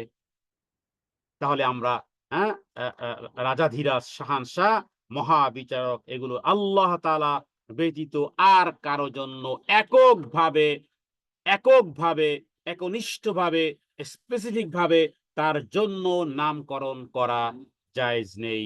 অতএব যদি কথাটা সুন্দর হবে তখনই, যদি বলি যে আল্লাহ তাআলা তৌফিকে বা আল্লাহ তাআলা তিনি আমাকে এই কিছুদিনের জন্য মালিক বানিয়েছেন। তো এর দ্বারা কি আপনার বাড়ি কি আরেকজনে নিয়ে যাবে? আপনার গাড়ি কি আরেকজনে নিয়ে যাবে? কারণ এই হাদিস থেকে এটি আমার বুঝ, এটি আমার বুঝ, এটি আমি সহিহ বুখারীর হাদিস হাদিস উল্লেখ করেছি। সহিহ বুখারী এবং সহিহ মুসলিমের হাদিসটি আছে 2143। তো এটা হলো তাওহীদের যেহেতু ক্লাস, তাওহীদের ক্লাস থেকে অবশ্যই আপনাদেরকে তাওহীদের পরিপূরক, তাওহীদের পরিপূরক, কারণ আমি কথা শুরু করেছিলাম কুল হুয়াল্লাহু আহাদ আল্লাহুস সামাদ, কুল হুয়াল্লাহু আহাদ আল্লাহুস সামাদ। আমার এমন কোনো কিছুকে কারো জন্য আমি বাকি রাখবো না, পুরোটাই আমি রবের জন্য দিব। এটাই হলো আল্লাহুস সামাদ, বেনিয়াস, তুলনাবিহীন, মুখাপেক্ষীহীন। আবার কার জন্য আমি বাকি বাকি রাখবো আমি? হ্যাঁ, আমার বাবার জন্য, দাদার জন্য, 14 গোষ্ঠীর জন্য, বাকি তো কিছু থাকে না। একের এক নামলে হাতে কিছু থাকে না, হাতে তো কিছুই থাকবে না। তো এটা হলো এই হাদিস থেকে। আর দ্বিতীয় যে হাদিসটি বলেছি সে হাদিসটিও সেই মুসলিমের মধ্যে রয়েছে, মুসনাদ আহমদের মধ্যে রয়েছে। মুসনাদ আহমদের হাদিস নাম্বার 3100 দ্বিতীয় অবলিক 315, দ্বিতীয় খণ্ডে 315 নম্বর হাদিস। কিয়ামতের দিন আল্লাহ তাআলার কাছে ধিকৃত এবং ঘৃণিত খারাপ ব্যক্তি হচ্ছে যার নামকরণ করা হবে রাজাধীরাজ। আগয়াদু রজুলিন, আগয়াজু মানে আল্লাহ তাআলার প্রচন্ড রাগ ওই ব্যক্তির উপরে হবে, আলাল্লাহি মানে আল্লাহ তাআলার রাগ, ইয়াউমাল কিয়ামাতে কিয়ামতের দিন, ও আখবাশুহু এবং যার নামকরণ করা হবে রাজাধীরাজ, প্রভুর প্রভু। এই জন্য এই যে আপনারা অনেকে নাম রাখে রব্বি, কি সুন্দর নাম রাব্বি। রাব্বি বলতেছেন আর যেন বলতেছেন ও আমার প্রভু। নিজের সন্তানের নাম রেখেছেন রাব্বি, এবার রাব্বি রাব্বি রাব্বি রাব্বি ডাকেন। আর তার মানে হলো যে আমার প্রভু, আমার প্রভু, আমার প্রভু, আমার রব, আমার আল্লাহ, আমার আল্লাহ, ও আমার আল্লাহ, ও আমার আল্লাহ ভাত খাও, ও আমার আল্লাহ হাগু কেন দিছো, ও আমার ও আমার আল্লাহ কেন তুমি প্রস্রাব করেছো। জঘন্যতম নাম। এগুলো রবের জন্য মানায়। রব্বুল আলামিন, আলহামদুলিল্লাহি রব্বিল আলামিন। এভাবে করে, এইভাবে করে বুঝতে হবে আমার রবের জন্য। সেটি আর পৃথিবীর কোন সৃষ্টিজীবের জন্য দেয়া জায়েজ নেই, এটা হারাম। পৃথিবীর কোন মানুষের জন্য, আমার রবের জন্য। আমি এই জন্য পূর্বেই আমি একটি কথাই আমি বলেছি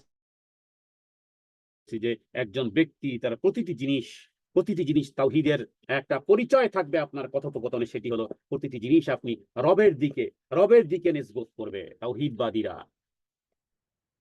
তাহলে আমি রবের দিকে যদি নিসবত করি তাহলে আমার বুঝে আসবে যে আসলে আমি কি বলতেছি। তাহলে এই জাতীয় শব্দ যেটি আমি বললাম যে কোনো ব্যক্তির জন্য নাম যদি রাসূলুল্লাহ সাল্লাল্লাহু আলাইহি ওয়াসাল্লামের হাদিসের মাধ্যমে জানতে পারলাম যেটা আল্লাহ তাআলার কাছে ঘৃণিত, আল্লাহ তাআলার কাছে ঘৃণিত, আপনার কাছে কোনো ব্যাপারই না। হ্যাঁ, অথচ আমরা সবকিছু শিখতেছি আর বলতেছি যেটা আল্লাহ তাআলার কাছে ঘৃণিত, অথচ আপনার আমার কাছে এটা কোনো বিষয় মনে হচ্ছে না। হুম। রব, রব, রব। গোটা কোরআনুল কারিমে আপনি জানেন কতবার রব শব্দ আছে? গোটা কোরআনুল কারিমে রব শব্দ আছে ১,০৭০ বার। 1070। রব শব্দটি আছে 1070। ১,০৭০ বার রব দিয়ে কোরআনুল কারিম সাজানো হয়েছে। ১,০৭০। হুম? ১,০৭০ বার আছে রব। রব শব্দটি সূরা ফাতিহা থেকে শুরু করে সূরা নাস পর্যন্ত। দেখেন না, আলহামদুলিল্লাহি রব্বিল আলামিন। ওদিকে কুল আউযু বিরব্বিন নাস, কুল আউযু বিরব্বিল ফালাক। হ্যাঁ?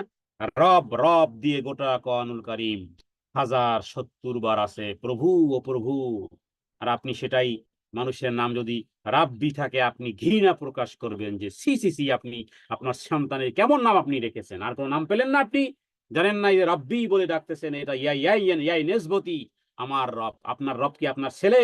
নাকি আপনার রব ওই আল্লাহ তাআলা যিনি আর রহমান আলাল আরশি ইস্তাওয়া। সুতরাং এই কথা দ্বারা তার মানে আল্লাহ তাআলাই এক মহান অধিপতি। এই ধরনের নাম মানুষের রাখার অর্থ যে আল্লাহর জন্য যা নির্ধারিত সেটাই আপনি এবার মানুষকে দিয়েছেন। কারণ আধিপত্য তো আমার একমাত্র আল্লাহ সুবহানাহু ওয়া তাআলার জন্যই। মানুষের জন্য এটা বলা যেতে পারে না। তারপরে সে অমুক জিনিসের মালিক। আরে প্রত্যেক জিনিসের মালিক আল্লাহ সুবহানাহু ওয়া তাআলা। অমুক দেশের বাদশা, মালিক ইত্যাদি। আরে সে তো তার ওই বাদশাহীটুকু রবের কাছে গোটা বিশ্বের মালিক আল্লাহ সুবহানাহু ওয়া তাআলা। এজন্য তাওহীদের দাবি হলো সৃষ্টির মধ্যে কাউকে আমরা এইভাবে রাজাধিরাজ, মালিকুল মুলক, বিমালিকিল আমলাক ইত্যাদি এভাবে করে, যেটা আমরা বাংলায় বললাম যেটা আমি মালিক, আমি মালিক। আবার কেউ আমিই মালিক, নাউজুবিল্লাহ, আরো ভয়াবহতা। হ্যাঁ? আমি মালিক আর আমি মালিকের মধ্যে ব্যবধান আছে না? এটা তো আমি এককভাবে আমি মালিক। ৫ তলা বিল্ডিং এ মালিক আমি একাই। হ্যাঁ? তো এগুলো এগুলো এগুলো যায় না আসলে। ইমানের এই এই এই ইমানের ফিল্টারে এটা এভাবে যায় না। তো তাওহীদবাদীদের কথোপকথন এভাবে থাকবে না।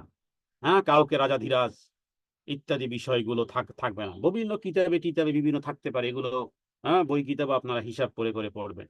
তো আল্লাহ তাআলার কাছে সবচেয়ে নিকৃষ্ট এবং খারাপ ব্যক্তি হওয়ার কারণ কি? যদি বলি তাহলে এই হাদিসের আমি রেফারেন্স দিয়েছি। যে কোনো ব্যক্তি যদি এইভাবে বলে যে এটার মালিক আমি একাই। এক সূত্রে মালিক হলো যে অস্থায়ী সূত্রে সে মালিক। বাড়িটার মালিক আপনি অস্থায়ী সূত্রে।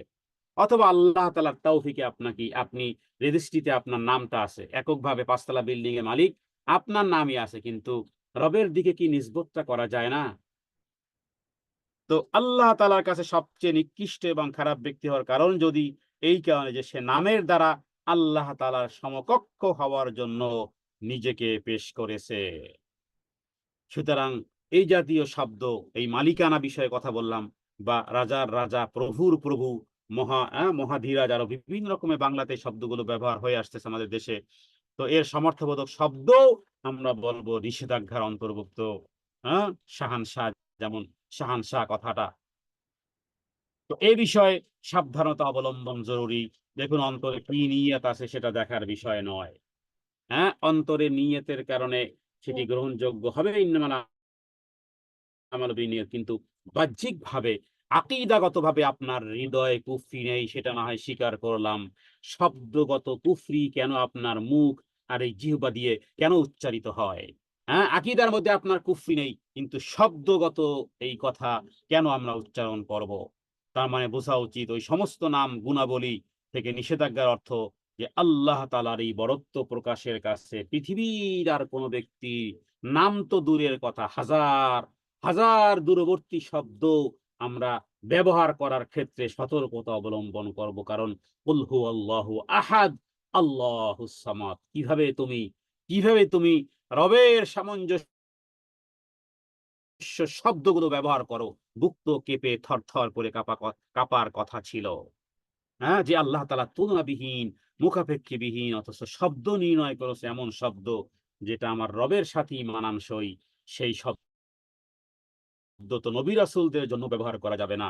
আর তুমি নিজেকে সেইভাবে কিভাবে সেই শব্দের দ্বারা নিজেকে পরিচয় দাও? এটা তাওহীদের সাথে একটি সাংঘর্ষিক বিষয়। এ বিষয়ে আরো অনেক কথা বলা যেতে পারে। আল্লাহ তাআলার কাছে তৌফিক কামনা করি। সত্যিকার অর্থেই তাওহীদের সাথে সাংঘর্ষিক যে সমস্ত বিষয়গুলো, সেগুলোর ধারে কাছেও যেন আমরা না থাকি। সেগুলো থেকে যেন পরহেজ করার মাধ্যমে সত্যিকার অর্থে তাওহীদের হেফাজত, হ্যাঁ, তাওহীদের দিল আর দিমাগে, মাইন্ডে যেন সেটআপ হয়ে যায় যে সত্যিকার অর্থে আমার রবের জন্য আমি যা নির্ধারণ করব সেটি আর পৃথিবীর কাউকেই আমি দিব না, ছিটে ফোঁটাও দিব না। তখনই বোঝা যাবে আপনি বুঝেছেন কুল হুয়াল্লাহু আহাদ আল্লাহুস সামাদ, আল্লাহুস সামাদ, আল্লাহুস সামাদ। আমার রবের বড়ত্ব, আমার রবের মহত্বতা ইত্যাদি সম্মান আর মর্তবার মর্যাদা এবং শব্দগত আকীদাগতভাবে কোনোভাবে তিনি সৃষ্টিজীব থেকে তুলনাবিহীন, মুখাপেক্ষীহীন পৃথিবীর কোন সৃষ্টিজীবের কোনো অংশ কোনো কিছু রবের সাথে এইভাবে করে নামকরণের মাধ্যমেও, কারণ আল মালিক একটি আমার রবের আসমাউস সিফাতের নাম। এই আল মালিক মানে গোটা পৃথিবী, গোটা আসমান, গোটা জমিন, গোটা সূর্য, চন্দ্র, গ্রহ, নক্ষত্র, গাছপালা, তরুলতা, নদী-নালা ইত্যাদি যা কিছু দেখো আর যা কিছু দেখো না, এই আসমানটা ধরে রেখেছে ফেরেশতারা। বলেছিলাম ৮ জন ফেরেশতা আসমানকে ধরে রেখেছে, কই দেখো তাদের। অথচ তুমি জানো যে বাতাসের গতি, হ্যাঁ, মানুষের আলোর গতি, হ্যাঁ, মানুষের কি বলে আলোর গতি সেকেন্ডে যদি ৩ লক্ষ কিলোমিটার চলতে পারে, এর চেয়েও আরো বেশি গতি দিয়েও যদি ভ্রমণ করা হয়, তাহলে যেই ফেরেশতা আসমান মাথায় করে দাঁড়িয়ে আছে, সেই ফেরেশতার এই কান থেকে, আমরা আলোচনাতে তাফসিরে বলেছিলাম, কান থেকে কাঁধ পর্যন্ত যেতে লাগবে 700 ইয়ার্স। এবার এক একজন ফেরেশতা কত বড়, হ্যাঁ, প্রথম আসমান কত বড়, কোথায় রব্বে কারিম, আর তুমি এই দুনিয়াতে বসে, হ্যাঁ, এইভাবে করে রবের সাথে টেক্কা দাও এই জাতীয় শব্দ বলে। তওবা করা উচিত, নাম পরিবর্তন করে রাখা উচিত, বই কিতাব থেকে ওই সমস্ত নামগুলো কেটে দিয়ে একেবারে কালি দিয়ে একেবারে, যাতে কেউ নাও পড়তে পারে। কারণ আমি রবের রবের রবের মানুষ। আপনি দেখেছেন না বাংলাদেশের মানুষ কিভাবে নিজেদের চাকরি বাঁচানোর জন্য ছাত্রদের বুকে গুলি মেরেছিল? কারণ গুলি মারি মারি অসুবিধা নেই, চাকরি আমার বহাল থাকবে। হ্যাঁ, ও জানে না যে চাকরি চাকরি যে কোনো সময় নট হয়ে যেতে পারে। ওরা যদি মানুষের জন্য এতটা ডেডিকেটেড হতে পারে, তাহলে রব্বে কারিমের জন্য তুমি কেন ডেডিকেটেড হতে পারো না? আমার রবের সিফাতের, তাওহীদের বিপরীত যেখানে যেটা হবে সেটাই আমি প্রয়োজনে মুছে ফেলবো, যাতে করে ওই রকমের এই মালিকানা সত্ত্ব নিয়ে আর টানাটানি আর এই জাতীয় কথোপকথন এভাবে, বরং জমির দলিল যদি লেখায় তাহলে ওখানে লিখে দিবেন, হ্যাঁ, যে ক্রয় সূত্রে আল্লাহ তাআলা আমাকে তাওফিক এনায়েত করেছেন এই জমি, এই জমির অস্থায়ী মালিকানা সত্ত্ব বুঝার জন্য, এইভাবে করে লেখেন। যেহেতু হাদিস পেয়েছি এই কারণে কথাগুলোকে বারবার রিপিট করেছি। আল্লাহ তাআলা যেন হৃদয়ের বদ্ধ দ্বারকে খুলে দেন, সত্যিকার অর্থেই যেন আমরা সবাই তাওহীদ বুঝতে পারি। রব্বে কারীমের কাছে এই তৌফিক কামনা করে আজকের মতো এখানেই প্রোগ্রাম শেষ করতেছি। আমা তাওফিক ইল্লা বিল্লাহ, হাদা মিন্নি ওয়াল ইলমু ইনদাল্লাহ, আল্লাহু আ'লামু বিস-সাওয়াব, ওয়া সাল্লাল্লাহু আলা সাইয়্যিদিনা মুহাম্মাদিন নবিয়্যিল উম্মি ওয়া আলিহি ওয়া সাল্লিম। আসসালামু আলাইকুম ওয়া রাহমাতুল্লাহি ওয়া বারাকাতুহু।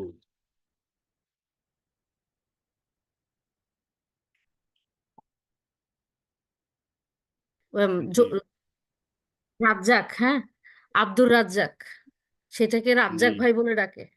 তো জি, এগুলা জিনিস আসলে বলবে ওগুলা ভাবে না, কিন্তু না না ভাবলেও এটা তো আমরা আমাদের মতো মানুষের সাথে মানুষের ব্যাপার না যে জি আল্লাহর সাথে কতটা আদব মেনটেন করতে হবে, কারণ এটা যেহেতু শিরকের পর্যায়ে চলে যায় যে যেই নাম আল্লাহ সেই নাম তার জি বান্দার। জি তো শব্দ দোষের এইভাবে শেষ। জি ইয়ে করলে যে জিনিসটা শাহেন এরকম অনেকগুলি নাম ওই দিনও আপনি বলেছিলেন, তো এইসব ব্যাপারে আহ, আহ, আপনার কাছে আমি খুবই ইয়ে সতর্ক করবো হওয়া যে উচিত, এবং আজকে যেহেতু হাদিস থেকে রেফারেন্স সহ আলোচনা জি করেছি যে এই জাতীয় এই রাজাধিরাজ বা শাহানশাহ ইত্যাদি, জি হ্যাঁ, এর মধ্যে তো আমরা ওই এই আলমগীর থেকে শুরু করি যে এই কথাগুলোর অর্থই হবে আলমগীর ভিন্ন। জাহাঙ্গীর, জি জি জি এগুলো জাহাঙ্গীর এগুলো আলমগীর। আমরা বলবো না। জি ইনশাল্লাহ ইনশাল্লাহ মনে করে যে বলে যে আরে এটা তো কথার কথা, এটা কি আর এটা ভাবে নাকি? না ভাবলেও এটা কি আমাদের সমপর্যায়ে কোনো মানুষ, যে মানুষ মানুষকে বলতেছি আমরা একই কোথায় আল্লাহ আর কোথায় আমরা, কোথায় তার শান, তার গুণাবলী ওটার সাথে জড়িত, রব যে তিনি সেই গুণাবলী ওই নামের সাথে জড়িত, এই আর কি রাজ্জাক। জি জি জি জি সুরা বোনেরা। ইখলাসের সাথে সম্পর্ক, মানে জি সংঘর্ষটা লাগে যে আল্লাহ সুমাতে গিয়ে। জি জি আসসালামু হ্যাঁ আলাইকুম রহমতুল্লাহ বারকাতু। জি ভাইয়া, ওয়ালাইকুম আমার আসসালাম প্রশ্ন রহমতুল্লাহ হচ্ছে, বারাকাতুহু। আপনি যে নামগুলো বললেন, আপনি ওই যে আব্দুর রাজ্জাক, আব্দুল কাইয়ুম, আব্দুর রহমান, এই নামগুলো যদি লিস্ট অনুযায়ী এখানে একটু মানে বলে দেন আমাদেরকে রেকর্ডিং এ, তাহলে কোন কোন নামগুলি, যেমন আপু বললেন, আপনি বললেন, নামগুলি সব, এই নামগুলি যদি একটু উল্লেখ করে দেন যে কয়টা, যে কতগুলো নাম, তাহলে এগুলি আমাদের জন্য খুব ভালো হয়, আমরা আর কি জানতে পারবো ইনশাল্লাহ। তো এটা যদি একটু বলতেন এখানে, জাযাকাল্লাহ খায়রান। জি আল্লাহ কারণ তাআলার আসমা ও আব্দুল সিফাতের মধ্যে জি 99টি নাম আছে। 99টি নাম, 99টি নামের ক্ষেত্রে কেউ যদি নাম রাখে তাহলে এই জি শোনা যাচ্ছে না। নামগুলো আছে এগুলো কেউ রাখে।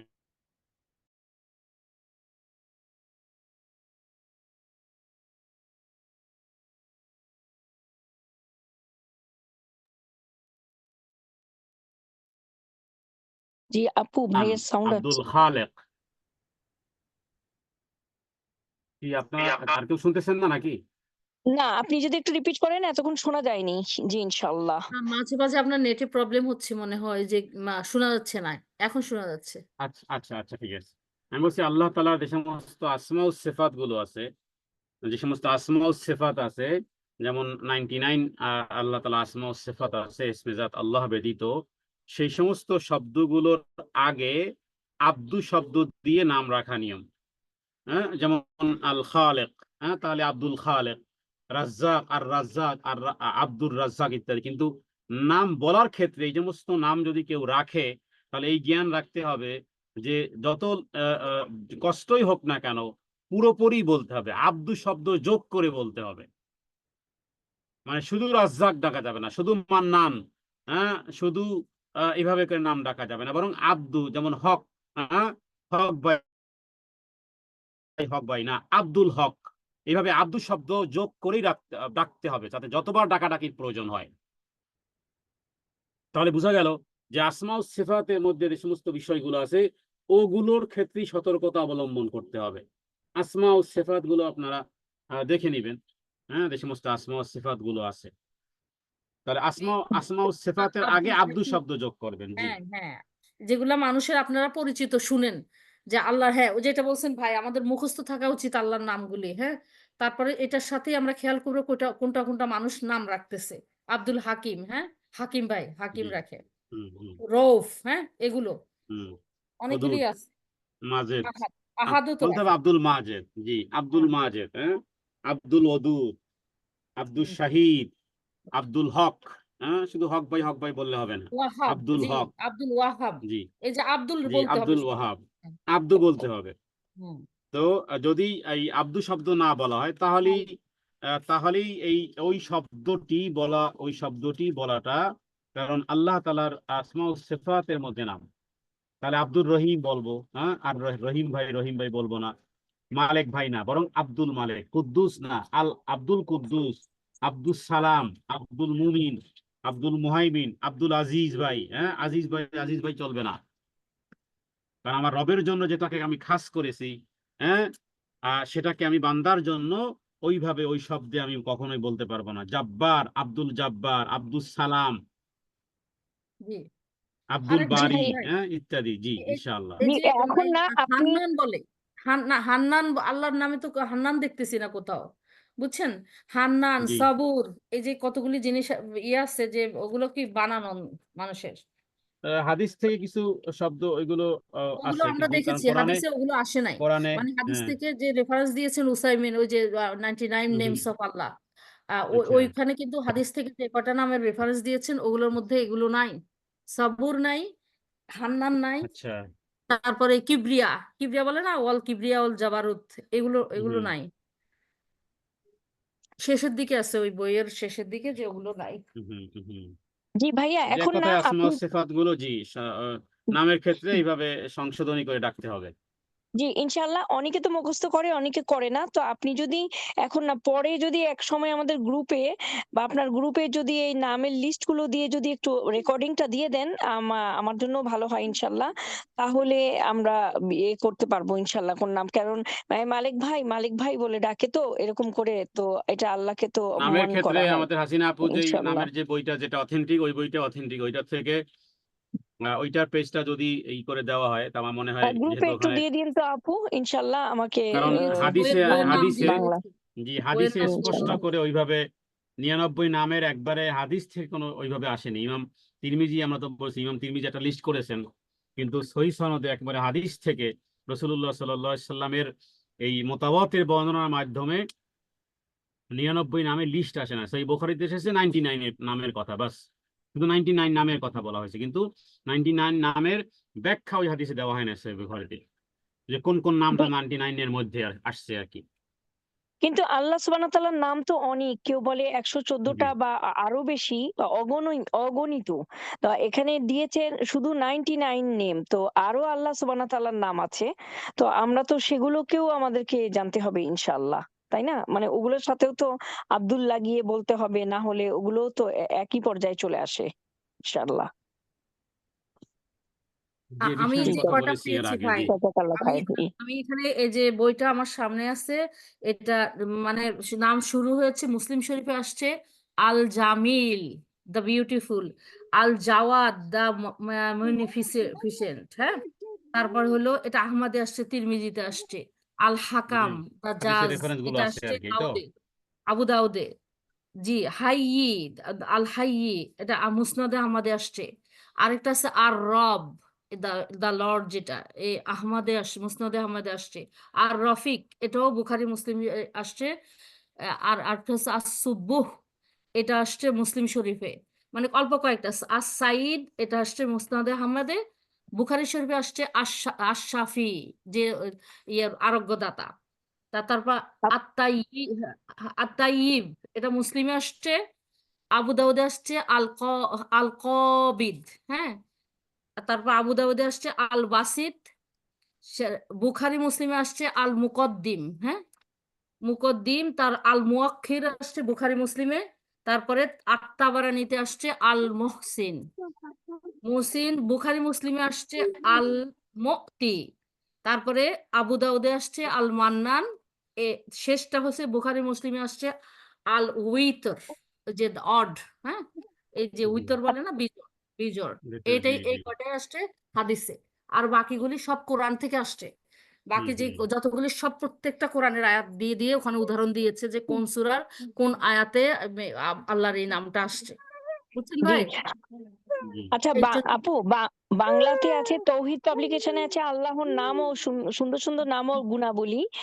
আমার মনে হয় এইটা আছে, আর আরো কোনো বাংলা থাকলে আপনি আমাদেরকে বাংলাটাও একটু জানাবেন আমি ইনশাল্লাহ আর ভাই। বাংলায় এগুলা নেই নেই, অন্যগুলি আমি এটা নিয়ে, আচ্ছা, ও যেটা আরেকটা জাযাকাল্লাহ আছে খাইরান। হিজবুল মুসলিমের ইয়ে ইয়ে আছে কি জানো, আর ডক্টর আবু বকর জাকারিয়া যে ইয়ে লিস্ট দিয়েছেন ওখানে, হ্যাঁ, জি ইনশাল্লাহ, জাযাকাল্লাহ ওখানে খাইরান। অবশ্য হাদিসের কথা কোরআনের কথা কিছু মেনশন নাই, শুধু 99 নেম বলা আছে, তো আমি ওটার সাথে সাথে লিখে নিয়েছি এখানে, মালিকুল মুলক, তারপর জামিউন নাস, নুরুস সামাওয়াতি ওয়াল আরদ, তারপর জুল জালালি ওয়াল ইকরাম, বাদিউস সামাওয়াতি ওয়াল আরদ, এগুলো কোরআনে আসছে। জি, আসসালামু আলাইকুম আপু। জি ভাই, এবার ইনশাল্লাহ জি, অন্যদিকে জি, যাই, অন্য ইনশাআল্লাহ। প্রসঙ্গে যাই আমরা। জি, জি, জি, ইনশাআল্লাহ। জি, আসসালামু আলাইকুম, আমি একটু প্রশ্ন করবো আপু? হ্যাঁ হ্যাঁ, করেন করেন, ভাইকে করেন। যে আমার প্রশ্নটা এই প্রসঙ্গেই, যে আমার প্রতিবেশীর একটা বাচ্চার নাম রেখেছে রাব্বি।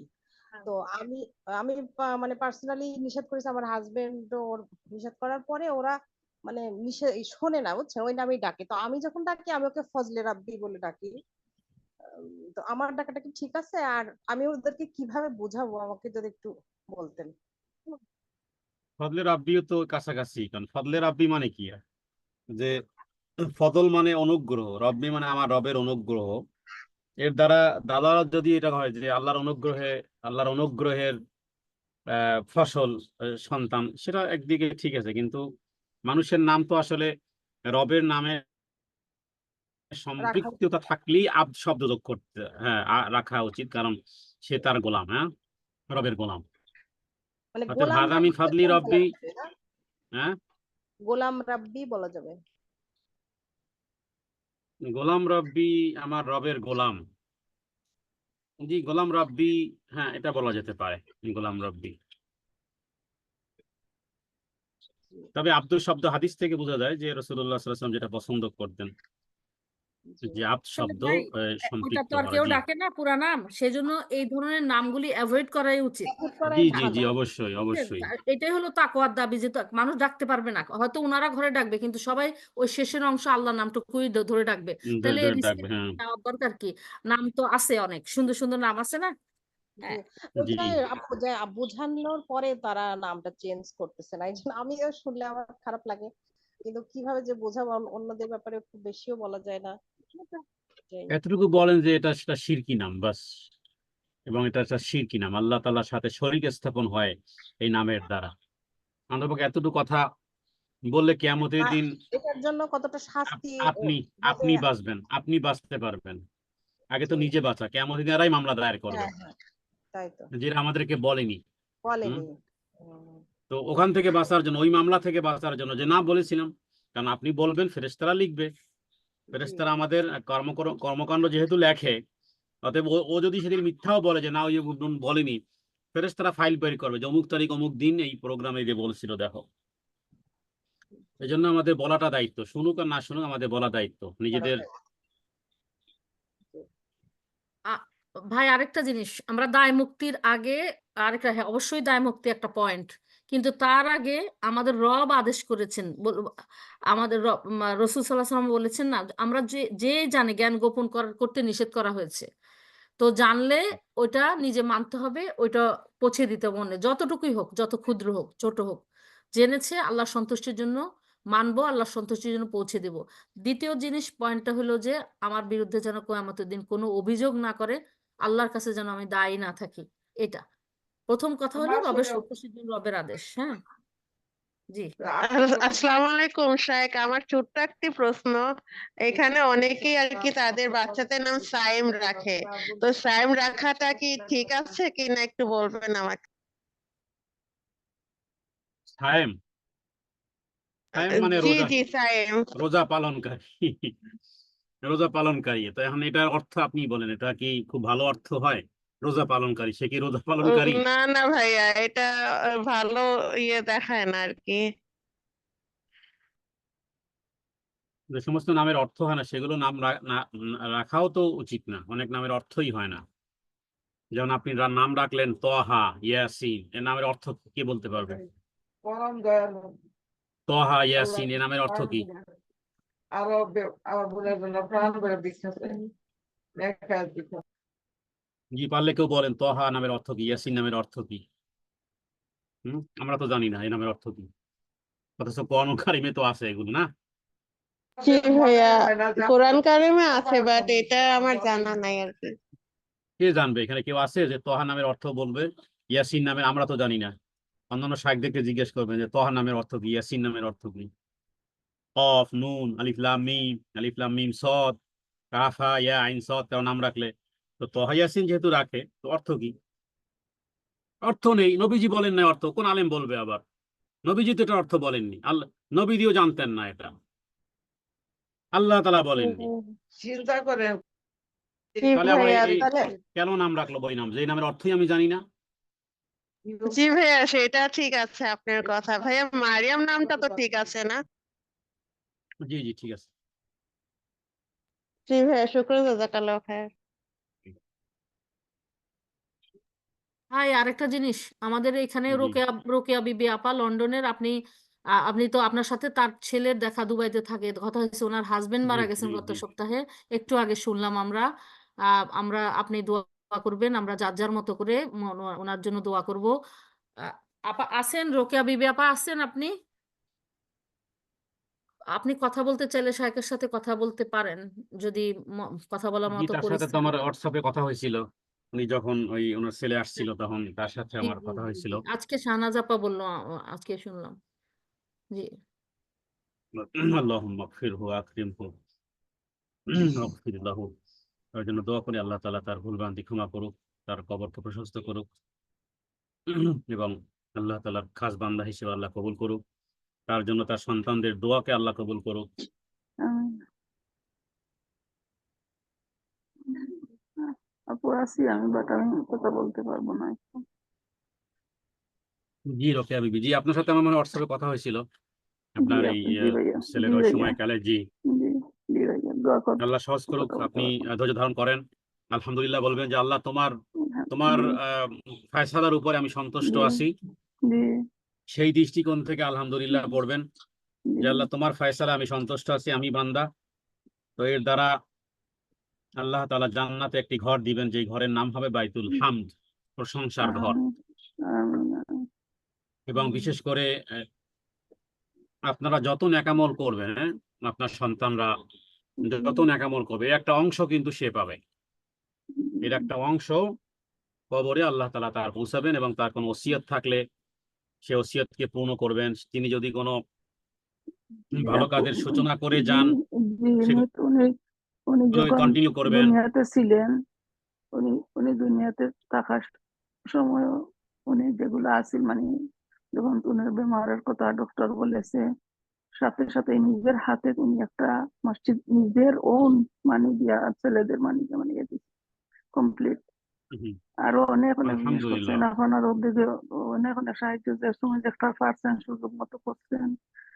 আর আমরা এই একটা জিনিস আলহামদুলিল্লাহ। আমি খালি জিজ্ঞাসা, আপনার একটা জিজ্ঞাসা চাই যে তার মৃত্যুর আগে মানে অনেক মানে আপনার হাফ এন আওয়ার আগে অনেক সুন্দর সুন্দর কথা কি আল্লাহর সাথে বলছেন। দোয়া করছে আর কি, এই তো। এগুলা যদি আমরা মানে মানে কথা অন্যের সাথে বলি, এগুলা গুণ হইবে। না এটা, না এটা গুনাহ হওয়ার কিছু নেই।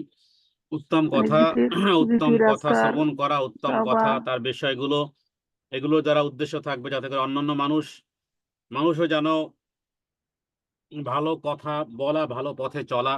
কারণ এটা একটা ফলাফল না, মৃত্যুর আগে ভালো কিছু বলতে পারাটা, দোয়া করতে পারাটা, অথবা তাসবিহ তাহলিল মূলক ভালো কথা জি, উচ্চারণ করাটাও, এটা আল্লাহ সবগুলা, তাআলার তৌফিকে হয়।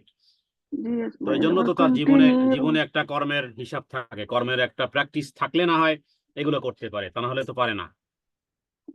গুলাকে জিগাইলে একদম বা বলি, আর হঠাৎ আমার মনের মাঝে আর আল্লাহ, আমি যে এগুলা যে বলতেছি যে তার কোনো ক্ষতি হইব না নাকি না না না হইব না, এর এগুলো দ্বারা, আগে না এর দ্বারা মানে দোষের কিছু খুবই নেই এটা। সুন্দর লাগে, খালি তাকবীর তাহরিমা একামা আস্তাগফিরুল্লাহ এগুলা মাশাআল্লাহ, মাশাআল্লাহ। আল্লাহ পড়ি পড়ি পড়ি পড়ি মানে আপনার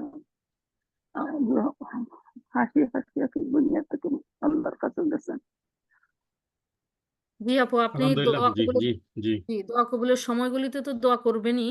আল্লাহ যেন তার কবরটাকে, তার ছোট বড় জানা অজানা গুনাহগুলি মাফ করে দিয়ে তার কবরটাকে আল্লাহ বেহেশতের বাগান করে দেয়। আল্লাহ আমিন যেন আমিন আমিন। আপনিও আল্লাহর সন্তুষ্টির মধ্যে যতদিন হায়াতে থাকে, আমিন, আপনি আপনার সন্তানরা যেন আল্লাহর সন্তুষ্টির পথে থাকতে পারে, আমিন, আল্লাহ যেন জান্নাতে আবার আমিন, আপনাদেরকে মিলিত করে, এটার জন্য দোয়া করুন। আমিন, বিশেষ করে সাদাকা আমিন। জি আপু, ওই দিন থেকে অনেক আমার ছেলেরা, আপনারা অবশ্য জানেন একটু একটু, ওদের ওই দিকে তারা সবকিছু আছে। আর উনার মরার পরে অনেক কিছু করছেন। আর উনার আমার ছেলেদের যে তারা উস্তাদ শেখ সকল আছেন, এই মুসলিম ইফতারি দরিয়া যত আছেন সারা সবাই তার সাথে সাক্ষাৎ করছে, যখনই তার বেমারের খবর পাইছি সবাই সাক্ষাৎ করছেন। আর সবাই তাদের সবকিছু বুঝাইছেন। একদিন কোনো দিন মানে তাই আপনার ডিসেম্বর থেকে সেপ্টেম্বর পর্যন্ত একটি দিন পাইছেন না। সবাই মেহমান আত্মীয় স্বজন ভাই বিরাদর জিজ্ঞাসা কেমন আছো, তা আমি খুবই ভালো আছি। কি হয়েছিল ভালো আপু? আছে, আমার কোনো আলহামদুলিল্লাহ বেমার নাই, আমি খুবই ভালো এই ব্যাপার বলতে। হাসিন আপু কি একজন হয়েছিল স্ত্রীর ভাইয়া? মুখ হুম, থেকে এটাই তো বহুত বড় সার্টিফিকেট। একজন স্ত্রী তার স্বামী সম্পর্কে, হ্যাঁ, হযরতে খাদিজা রাদিয়াল্লাহু তাআলা আনহা নবীজি সম্পর্কে যেই পরিচিতি দিয়েছিল, আলহামদুলিল্লাহ। হ্যাঁ, একজন স্ত্রী তার স্বামী সম্পর্কে এত সুন্দর মন্তব্য ও বিষয়টাই তো বহুত বড় একটা জিনিস, তার জন্য বহুত বড় একটা জিনিস, ওই স্বামীর জন্য বহুত বড় একটা বিষয়। আর একটা জিনিস দেখাই ভাইয়া যে তার মানে বাতি যারা তো তারা তো আমার নন মাহাল, বাট তারা যারা আর কি আমার, তারার জন্ম হয়েছে আমার হাতে, আমার ছেলে বাড়িতে বউয়ের অনেক ছোট তারা, তখন তারা ইচ্ছা করে আর কি আমার লোকে ফোনে আলাপ, তো আমি চাই না, বাট এটা অ্যালাউড। বাইদে বাই ফোনে তো কথাবার্তা যাদের সাথে নন মাহারাম তাদের সাথেও বাই ফোনে প্রয়োজনে কথাবার্তা বলা যেতে পারে। যাদের সাথে দেখা দেওয়া জায়েজ নেই তাদের সাথে বাই ফোনে দোয়া সালাম করা যেতে পারে প্রয়োজনের সময়। আর এখন যেহেতু একটা সময় তারাও হয়তোবা সান্ত্বনামূলক দুটি কথা বলতে পারে, যেটা তারাও সওয়াব পাবে এবং আপনি শান্ত পেতে পারেন। শরীয়তে যেহেতু এতটুকু এলাউ আছে, হ্যাঁ, সামনাসামনি দেখা সাক্ষাৎ এলাউ এলাউ নেই, কি বলে, কিন্তু এতটুকু বিষয় পর্দার অন্তর আড়াল থেকে কথাবার্তা বলা যেতে পারে, এতটুকু অনুমোদন আছে শরীয়তে। তো অতটুকু গ্রহণ করতে পারেন মনে হয় ইনশাআল্লাহ।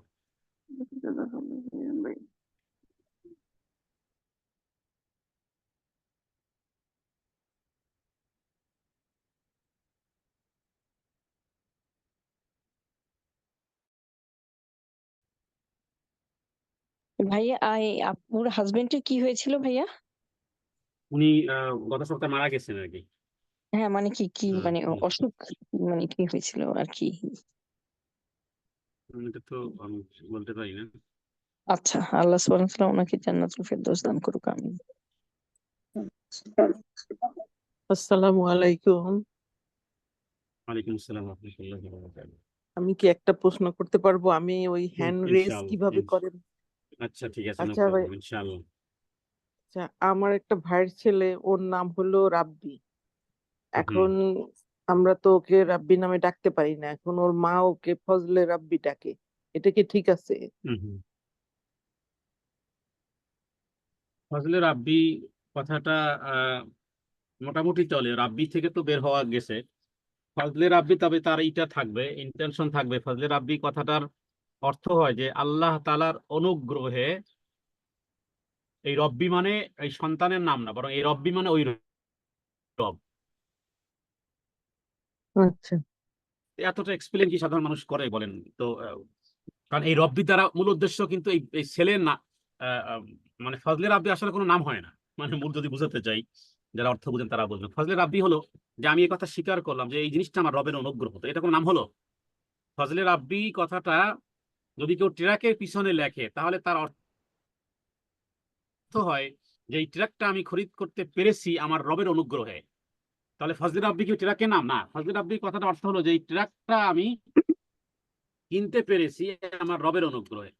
এখন এই ফজলে রাব্বি এটা তার নাম হয় না, বরং এটা অর্থ হবে এটা যে এই সন্তানটা আমি পেয়েছি আল্লাহর অশেষ অনুগ্রহে। তো এটা তো ঠিক আছে, কিন্তু এটা তো তার ব্যাখ্যা, এটা তো তার নাম হয় না। তো এই জন্য যদি সম্ভবপর হয় অন্য কোনো নাম রাখুক, বাকি ফজলে রাব্বি বলার দ্বারা যদি এই অর্থ নেয় তাহলে ঠিক আছে। এটা অনেক বড় কারণ হয়ে গেছে ফজল ছেলেটার বাচ্চা। বড়, জি, ফজল মানে অনুগ্রহ, রব্বি মানে আমার রবের অনুগ্রহ।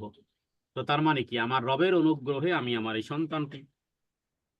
কিন্তু ফজলে রাব্বি তো কারো নাম হতে পারে না। ফজলে রাব্বি একদিকে ইসমে ইশারা বলা হয়। ফজলে রাব্বি মূলত একটা ইসমে ইশারা। ইসমে ইশারা মানে যে ওই শব্দ যার দ্বারা কারো দিকে ইঙ্গিত করা হয়। তো ফজলে রাব্বি কথার অর্থ হয় যে এটা আমার রবের অনুগ্রহে আমি পেয়েছি। কথাটা অর্থ এইরকমের, এত বড় লম্বা হয় আর কি। জি, তো জি। নাম তো এরকমের হয় না সাধারণত। তো ফজলে রাব্বি ডাকলে ওই ওইটা মনে রাখবেন তিনি, যে এটা আমার রবের অনুগ্রহে আমার এই সন্তান, বাস। এখন যদি অন্যেরা তো, নাম না পাল্টানো না যায়, জি, অন্যরা তো রাব্বি রাব্বি বলেই ডাকবে, অনেকে জানেও না জি, রাব্বি নামের অর্থ কি। আর যদি লম্বা ডাক দেয় তাহলে তো আরো বেশি ভয়াবহ। এক হলো রাব্বি। আর যদি ডাক দেয় রব্বি, তাহলে আরো ভয়াবহ, ডবল গুণ আরো। রব্বি মানে ওই যে টান দেওয়ার মানে হলো যে আমার রব। আর যদি এমনি ডাক দেয় রব্বি, তাহলে বলা যায় যে প্রতিপালক। রব্বি মানে প্রতিপালক, রব্বি মানে প্রভু। কিন্তু কেউ যদি রব্বি বলে টান দেয়, টান দিলেই আরো ভয়াবহতা বেশি। কারণ এই টান দেওয়া মানেই হলো যে আমার এই রব, ইয়া মানে আমার, বা টান দিলে অর্থ হয় যে আমার রব, আমার প্রভু, আমার প্রতিপালক।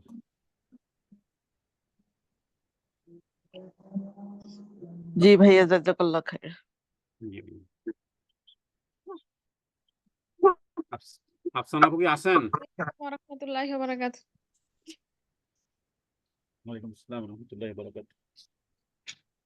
বলছে যে আর কয়টা নাম আছে যে অনেকে ডাকে, একজন আছে কুদ্দুস ডাকে, আবার জালালও ডাকে, এই নামটা কি রাখা যায় কিনা? আব্দুল কুদ্দুস বলতে হবে, খালি কুদ্দুস ডাকা যাবে না। কিন্তু ডাকে কুদ্দুস, আবার জালাল ডাকে। ওর নাম হয়েছে জালাল মিয়া, কিন্তু ডাকে জালাল। জালাল মিয়া তো আরো ভয়াবহ,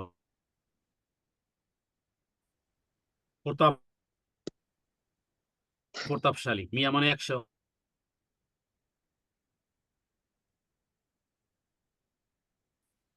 যেমন তরিক মিয়া মানে 100 রাস্তা, 100 রাস্তা। জামাল মিয়া, হ্যাঁ, মানে 100 উট।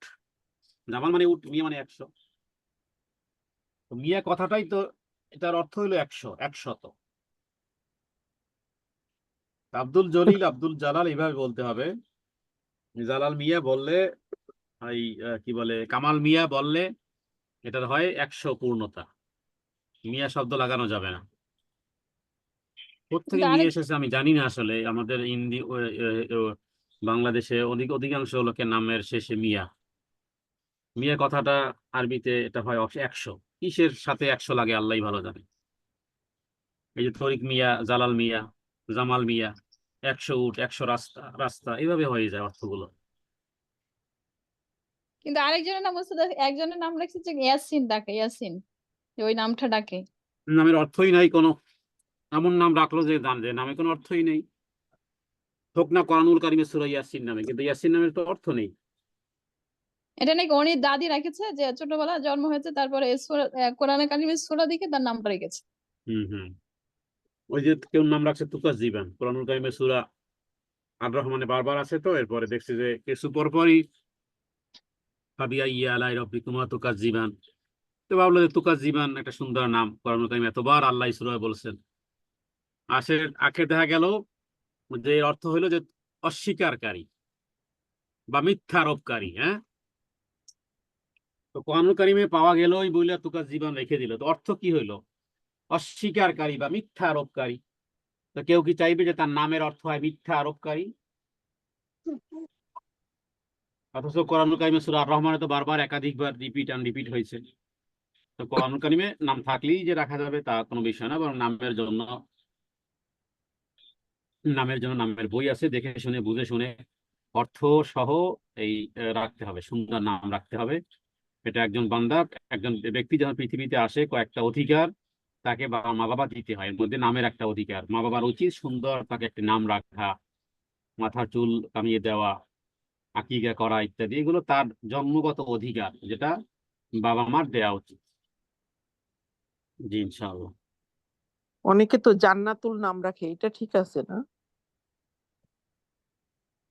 জি, এর দ্বারা জান্নাতুল ফেরদাউস দ্বারা মূলত আসলে কেউ তাকে মনে করে না জান্নাতুল ফেরদাউস, কিন্তু মূল জান্নাতের একাধিক যে নাম আছে, সেই জান্নাতের নাম রাখার অর্থই হলো যে একটা, যেন সে জান্নাতুল ফেরদাউসের অধিকারী হতে পারে। এই দৃষ্টিকোণ থেকে অন্যান্য নাম রাখা যেতে পারে, কিন্তু একটা জায়গাতে কঠোরতা অবলম্বন করতে, যেটা আমরা একটু আগে বললাম, যে তাওহীদের সাথে, আমার রবের সাথে। কারণ জান্নাতুল ফেরদাউস একটা সৃষ্টি, জান্নাত একটা সৃষ্টি, জাহান্নাম একটা সৃষ্টি। হ্যাঁ, এবং আমরাও সৃষ্টি, কথায় কথা। তো সেই দৃষ্টিতে এটা দোষের কিছু না, কিন্তু রবের সাথে তো মানায় না। রবের সাথে তো সৃষ্টির কোনো কিছু মানায় না। কেউ যদি জান্নাতুল মাওয়া রাখে, জান্নাতুল ফেরদাউসে রাখে, এর দ্বারা শিরিক হয় না।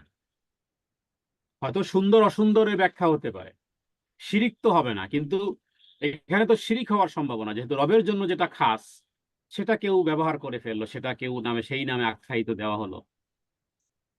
অতএব অন্য যেই কোনো কিছু রাখা হোক, হয়তো বা সুন্দর অসুন্দর, কিন্তু শিরিক হবে না। আর এখানে শিরিক হয়ে যাচ্ছে, এই কারণে ওটা নিষেধ। ওই ব্যাপারে বেশি কঠোরতা, কারণ এটা আমার রবের সাথে খাস ওই বিষয়গুলো। জি ইনশাআল্লাহ। ওস্তাদ এখানে আরেকটা আসসালামু আলাইকুম। আমি একটু বলতেছি যে আসলে যে মানে একজন সন্তানের তার বাবার নামের সাথে মায়ের নামের সাথে যদি রেখে দেয়, এখন তার বাবার নামের সাথে আগে পিছনে বাবার নাম মার নাম থাকলে কিছু হবে মানে সন্তানের আগে অথবা পিছনে?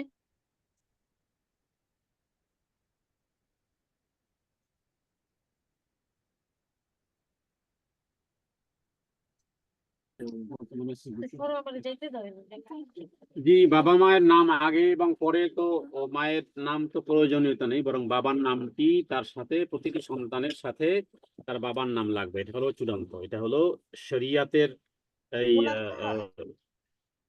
জি, ছেলে হলে ছেলে হিসেবে, ছেলে হোক মেয়ে হোক, বাবার নাম সংযুক্ত থাকবে। এটাই কোরআন সুন্নাতে গবেষণা করে রিসার্চ করে এটাই পাওয়া যায়।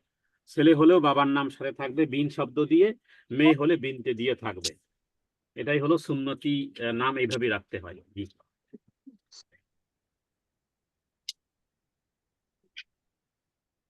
আসসালামু আলাইকুম। ওয়ালাইকুম আসসালাম ওয়া রাহমাতুল্লাহি শাহেদ, ওয়া আমার বারাকাতুহু। একটা প্রশ্ন ছিল, যদি একটু সময় দেন। জি ইনশাআল্লাহ। আমার ছেলের নাম মীর তাহমিদ আল হাসান, এই নামটা কি ঠিক আছে? হ্যাঁ, নামের ক্ষেত্রে আমি বলবো যে বাবার নাম কোথায়, তার সাথে তার বাবার নাম কেন আসলো না? যে তার বাবার নামের থেকে মীরটা ওনাদের বংশের পদবী, জি জি। হাসানটা বাবার লাস্টের নাম, এই বাবার নামের সাথে মিলিয়ে রাখা। আর ছেলেটাকে আমরা ডাকি, আমার ছেলেকে আমরা তাহমিদ বলে ডাকি। তো এটা কি অর্থগত ভাবে এটা কি ঠিক আছে কিনা? তাহমিদ শব্দের অর্থ যদিও প্রশংসা, সরাসরি এখানে আল্লাহ তাআলার এই নাম আসে না। কিন্তু বিষয় হলো যে আমাদের দেশে একটা কথা যেটি ছোটকাল থেকে আমরা শুনতেছি, যে বাবা মায়ের নামের সাথে বা মায়ের নামের সাথে বাবার নামের সাথে মিলিয়ে রাখতে হয়। এই হাদিসটা তো আমরা কোথাও পেলাম না আজ পর্যন্ত। এই কথা কোত্থেকে আসলো? বরং এক্স্যাক্টলি বাবার নাম সহজে রাখতে হয়, এই বিষয়ে ভুরি ভুরি হাদিস নয়, গোটা রাসূলুল্লাহ সাল্লাল্লাহু আলাইহি ওয়াসাল্লামের জীবনী দেখলে দেখা যাবে। আল্লাহ তাআলা এখনই আপনারা খোলেন, এই যে কি বলে সূরা আহজাব খোলেন, সূরা আহজাবের মধ্যে আল্লাহ নিজেই বলছেন 21 নম্বর পারার এই 17, 18, 17 নম্বর পেজ, 17 নম্বর পেজ খোলেন, 21 নম্বর পারা 17 নম্বর পেজ সূরা আহজাবের মধ্যে দেখবেন যে আল্লাহ তাআলা নিজেই বলছেন উদউহুম লিআবাইহিম, তোমাদের বাবার নাম সহ ডাকা হবে।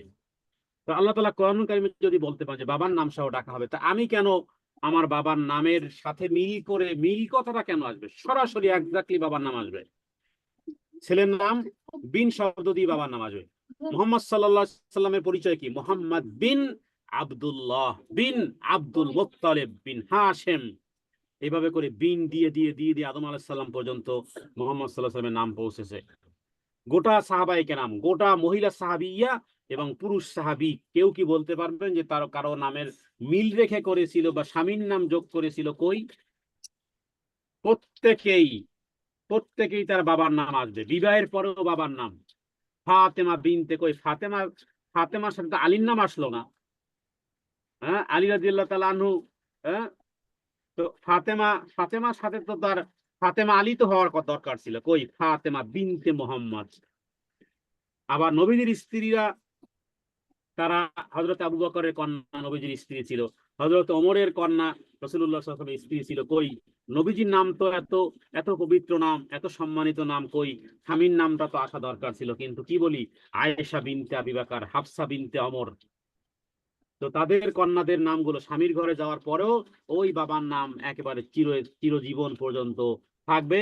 মৃত্যুর পরে রুহুটা যখন ফেরেশতারা নিয়ে যায়, তখন ওইভাবে বিন বা বিনতে শব্দ দিয়ে ফেরেশতারা ডাকে। এরপরে কিয়ামতের দিনও আল্লাহ তাআলা এইভাবে বাবার নাম সহ ডাকবেন। ঈসা, শাহেদ, আর আমি এখানে বাবার নামটা একটু বলি তাহলে, যদি আপনি জি অনুমতি দেন। আমি জি আসলে আমাদের ভুলটা তাহলে কোথায় হয়েছে আমি একটু মানে ধরতে চাই। ওনার নাম হচ্ছে মীর মোহাম্মদ বদরুল হাসান, আর জি ছেলের নাম হচ্ছে মীর তাহমিদ আল হাসান। তার মানে আল হাসানটা উনি এরকম এই কোথাও কারো ভিতর কাছ থেকে চার্জ দাও শুনে তো, মোবাইলটা চার্জ দাও। যে বিন হাসান জি না বলে উনি হুম তাহমিদ আল হাসানটা এখানে রেখেছেন বা এরকম ভাবে। তো এইটা কি আসলে আমাদের পক্ষ থেকে কোনো গাফিলতি হয়ে গেল বা ভুল হয়ে গেল? গাফলাতে বলতে আসলে দিনের সমস্যা ছিল এইভাবে যে তাহমিদ বিন হাসান এইভাবে হলে, যে তার নাম তাহমিদ, তার বাবার নাম হাসান। কারণ আমাদের দেশে মানুষ নামই তো রাখে 4-5 শব্দে, আর কি করবেন, সেটা তো একটা সমস্যা। নাম যত বড় করা যায়, জি নাম তো হবে সুলাসি শব্দে, নাম হবে শুধু। এখন একজন মানুষের নাম থাকে, একাধিক একাধিক নাম থাকে, যার কারণে কোনটা আসল নাম এটা অনুধাবন করা সম্ভবপর হয় না। তো এখন নিয়ম ছিল যে তার মূল নামটা এই বিন শব্দ দিয়ে, যে ছেলের যে সন্তান একটা মূল নাম থাকবে, এই নামের সাথে বিন শব্দ দিয়ে বাবার নামটা যোগ করে দিবে, বাস শেষ। তো এখন আচ্ছা, বাবার নাম যদি 4-5টা হয়, আর জাজাকাল্লাহ ছেলের নামও খায়ের। 4-5টা, তো সবকিছু মিলে 8-10টা কিভাবে যোগ করবে? এই জন্য আমি বলবো যে ছেলের মূল নাম যেটা, তার সাথে বাবার মূল নামটাকে এই বিন শব্দ দিয়ে সংযোগ করে দিতে হবে, বাস শেষ। মেয়ে হলেও একই কথা। জি জাজাকাল্লাহ খায়ের। ভাইয়া। আসসালামু আলাইকুম রহমতুল্লাহি বারাকাতুহু। ওয়ালাইকুম আসসালাম ওয়া রাহমাতুল্লাহি ওয়া বারাকাতুহু। তুমি রাখো রাখো উম, রাখো। জি হুম। জি উস্তাদ, আমি জানতে চাইছিলাম যে আশরিফা নামটা কি রাখা চলে, আর আশরিফা নামের মানেটা উস্তাদ একটু জানতে চাচ্ছিলাম। তুমি নামের অর্থ দেখতে হবে, আমার লোগাত দেখতে হবে, কারণ আশরিফা জি প্রত্যেকটা নামের জন্য আরবিতে কিভাবে লেখে সেটি দেখতে হবে, কারণ এইভাবে মুখস্থ করে একটু এদিক সেদিক হওয়ার কারণে নামের অর্থ পরিবর্তন হয়। আচ্ছা। এই উস্তাদ জন্য অন বলছিলাম দা নামটা স্পটে আমি নামের অর্থ বিষয়ে উত্তর দেওয়ার আগে বলবো যে প্রত্যেকেই প্রয়োজনে পিডিএফ নেন, আপনারা নিজের নামগুলো ওখানে দেখেন, আপনি ইংরেজিতে বা বাংলাতে কোন শব্দ দিয়ে লেখেন এবং সেটি আরবিতে লিখলে ইংলিশে কিভাবে লেখা হয়, হুবহু এইভাবে। কারণ নামগুলো হয় কি, শুধু আরবি নাম থাকে না, অনেক নাম আছে, বিভিন্ন প্রকৃতির নাম, এর মধ্যে এই যেগুলোর লোগাতেও অর্থ খুঁজে পাওয়া যায় না। আবার আরবিতে বললাম না যে এই যদি আপনি সিনের জায়গায় সদ লেখেন, তারপরে এই সিনের জায়গায় এই শিন লেখেন, তো এর দ্বারা কি হয়, অর্থ পরিবর্তন হয়ে যায়। জি বুঝতে পারছি উস্তাদ। এই জন্য আর এক্স্যাক্টলি বের করা সম্ভবপর হয় না।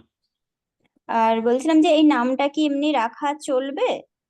মানে হুম হুম। এক জায়গায় ইউটিউবে জি, দেখেছিলাম যে নামের মধ্যে শিরিক নেই, ইত্যাদি শিরিক না থাকলেই সে নামগুলোকে রাখা যাবে। আর নামের মধ্যে যদি এরকমের কোনো না থাকে, এই কি বলে, এই নিজেকে নিজে অনেক উচ্চতর দাবি দেয়, এরকমই না থাকলেও সে বিষয়ে ওলামায়ে কেরাম গণ বলে সেই নামগুলো রাখা যাবে। কারণ কোরআন কারীমের সাথে এই সাংঘর্ষিক এই বিষয় হয়। আল্লাহ তাআলা সূরা নাজমের মধ্যে বলেছেন একটি কথা, সেটি হলো ফালা তুযাক্কু আনফুসাকুম। হ্যাঁ, তোমরা নিজেদেরকে অনেক পবিত্র দাবি করিও না। ফালা তুযাক্কু, যাক্কা ইয়াজিক্কু মানে পবিত্রতা, যে আমি অনেক পবিত্রা, আমি অনেক তাকওয়া ইত্যাদি, এরকম নামের মধ্যে এগুলো অহংকার। নামের মধ্যে অহংকার এবং শিরিক, এই কি করো, নামের মধ্যে অহংকার এবং শিরিক এই দুটি জিনিস না থাকলে সেই নামগুলো রাখা যাবে ইনশাআল্লাহ। জি ইনশাল্লাহ। আর উস্তাদ বলছিলাম আফরিনের নামটা আফরিনের বাবার সাথে আছে কিন্তু বিনতে নিয়ে দেয়া নেই, তো এতে কেন আফরিন বিনতে লাগিয়ে দিয়ে বাবার নাম দিবেন? এখন যেহেতু ছোট আছে ও, এই বই বই কিতাবে, তারপরে স্কুলে মাদ্রাসা এইভাবে এইভাবে সংযুক্ত করে দিবেন। মানে এখন তো ভর্তি হয়ে গেছে, এমনি ওর নাম আছে আফরিন আফতার শেখ আছে, এরকম না, মানে বিনতেটা দেওয়া নেই গো। মানে আগে কিরম জানা ছিল না, মানে বিনতে দিয়ে নামটা দিতে হয়। জি, ও যেহেতু কন্যা সন্তান বিনতে দিয়ে হবে, আর ছেলে হলে বিন দিয়ে, এভাবেই নামগুলো সংশোধন হওয়া জরুরি। জি উস্তাদ। জি, আমি আর 3টি প্রশ্ন নেব, এরপরে মাসরের সালাত পড়বো। জি, আমি মাত্র 3টি প্রশ্ন। জাযাকাল্লাহ জি, খাইরান রোজিনা উস্তাদ। পারভিন, এরপরে মিনারা ইয়াসমিন, আপনারা প্রশ্ন করেন, এরপরে আমি আসরের সালাতের জন্য উঠবো ইনশাআল্লাহ। জি, রোজিনা পারভিন মাইক্রোফোন আনমিউট করো, এরপরে মিনারা ইয়াসমিন বোন। জি ইনশাআল্লাহ।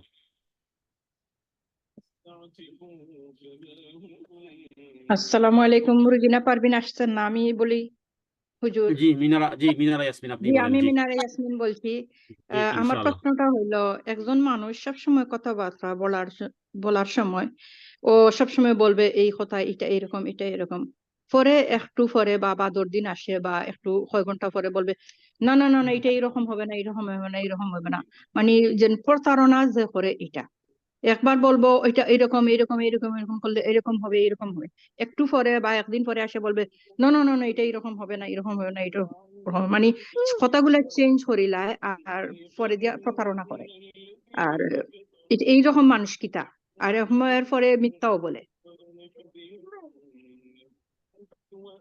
এই ধরনের মানুষের কিতা শাস্তি হইব কিয়ামতের দিন। আর এই ধরনের মানুষ কিলা, মানে কথার কোনো ঠিক থাকে না, কখন বলবো একটা, কতক্ষণ পরে বলবো আর একটা।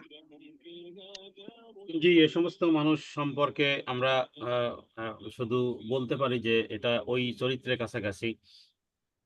রাসূলুল্লাহ সাল্লাল্লাহু আলাইহি ওয়াসাল্লাম মুনাফিকদের চরিত্রের কথার মধ্যে এটি কি বলেছেন যে ইদা ওয়াদা খালাফা, যে তারা কথা বললে তারা কথার ঠিক রাখে না। ওয়াদা খালাফা মানে কথা একটা বলে একটু পর আবার সেটা পাল্টিয়ে ফেলে। আজকে বলছে এটা, কালকে বলবে আর একটা। আজকে বলবে দাও দাও সংরক্ষণ করে রাখবো, কালকে দেখা যাবে যে ভাই কই সংরক্ষণ করে রাখবা, কই খেয়ে বসে আছে। মানে ওয়াদা বরখেলাফকারী, মানে কথার কাজ মিল নেই যাদেরকে, এদেরকে বলা হয় ওয়াদা খেলাফকারী। ওয়াদা খালাফা, ওয়াদা শব্দের অর্থ হয় যে কথা যা বলে সেটার খেলাফ করে, এই হলো ওয়াদা। মানে ওই ওয়াদা তাই নয়, বরং ওয়াদা খালাফা, কথা যা বলে তার বিপরীত কাজ করে। এদেরকে রাসূলুল্লাহ সাল্লাল্লাহু আলাইহি ওয়াসাল্লাম মুনাফিকদের বেশ কিছু চরিত্রের মধ্যে এটা একটা চরিত্র যে ইদা ওয়াদা খালাফা, কথা যা বলে তার বিপরীত কাজ করে, কথার কাজ মিল নেই। কোরআনুল কারীমে একটা সূরা আছে, সূরা হলো সূরাতুস সফ, 28 নম্বর পারায় সূরাটি আছে। সফ মানেই হলো কাতার। ওই সূরার মধ্যে আল্লাহ তাআলা বলেছেন যে কাবুরা মাকতান ইনদাল্লাহি আন তাকুলু মা লা তাফআলুন। আল্লাহ তাআলার কাছে জঘন্যতম একটা কাজ। কাবুরা, কাবুরা মানে কি আপনারা জানেন যে কাবীর মানে বড়। কাবুরা মাকতান, আল্লাহ তাআলার কাছে জঘন্যতম একটা কাজ হলো আন তাকুলু, যা তোমরা বলো, মা লা তাফআলুন, তোমরা নিজেরা তা করো না। অতএব আল্লাহ মাফ করো, যদি কারো এরকমের চরিত্র নিয়ে দুনিয়া থেকে চলে যায় তাহলে কিয়ামতের দিন শাস্তি হলো। কোরআনুল কারীমে আল্লাহ তাআলা বলেছেন যে ইন্নাল মুনাফিকিনা ফিদ দারকিল আসফালি মিনান নার, মুনাফিকরা জাহান্নামের তলদেশে, জাহান্নামের গভীর তলদেশে এরা অবস্থান করবে। তাহলে এটা কেন? এটা এই কারণে যে তাদের কথাবার্তা ঠিক ঠিকানা নেই। আল্লাহ হেফাজত করো। জি, জাযাকুমুল্লাহ। আসসালামু আলাইকুম। ওয়ালাইকুম আসসালাম। জি, রোজিনা পারভিন সর্বশেষ। আমি আসলে সালাত পড়িনি, উঠবো একটু, আরো কাজ আছে একটু ইনশাআল্লাহ। জি,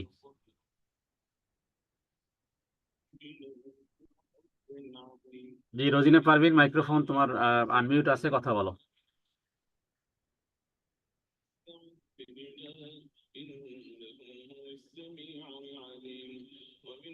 আচ্ছা, তাহলে আজকের মতো এখানেই রাখতেছি।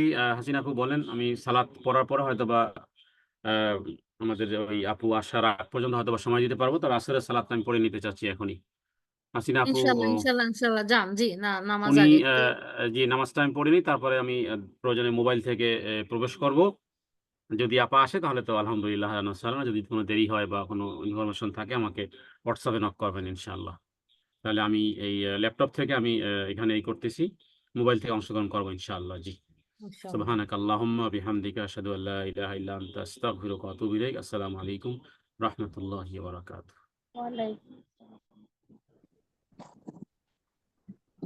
আসসালামু আলাইকুম ওয়া রাহমাতুল্লাহি ওয়া বারাকাতুহু।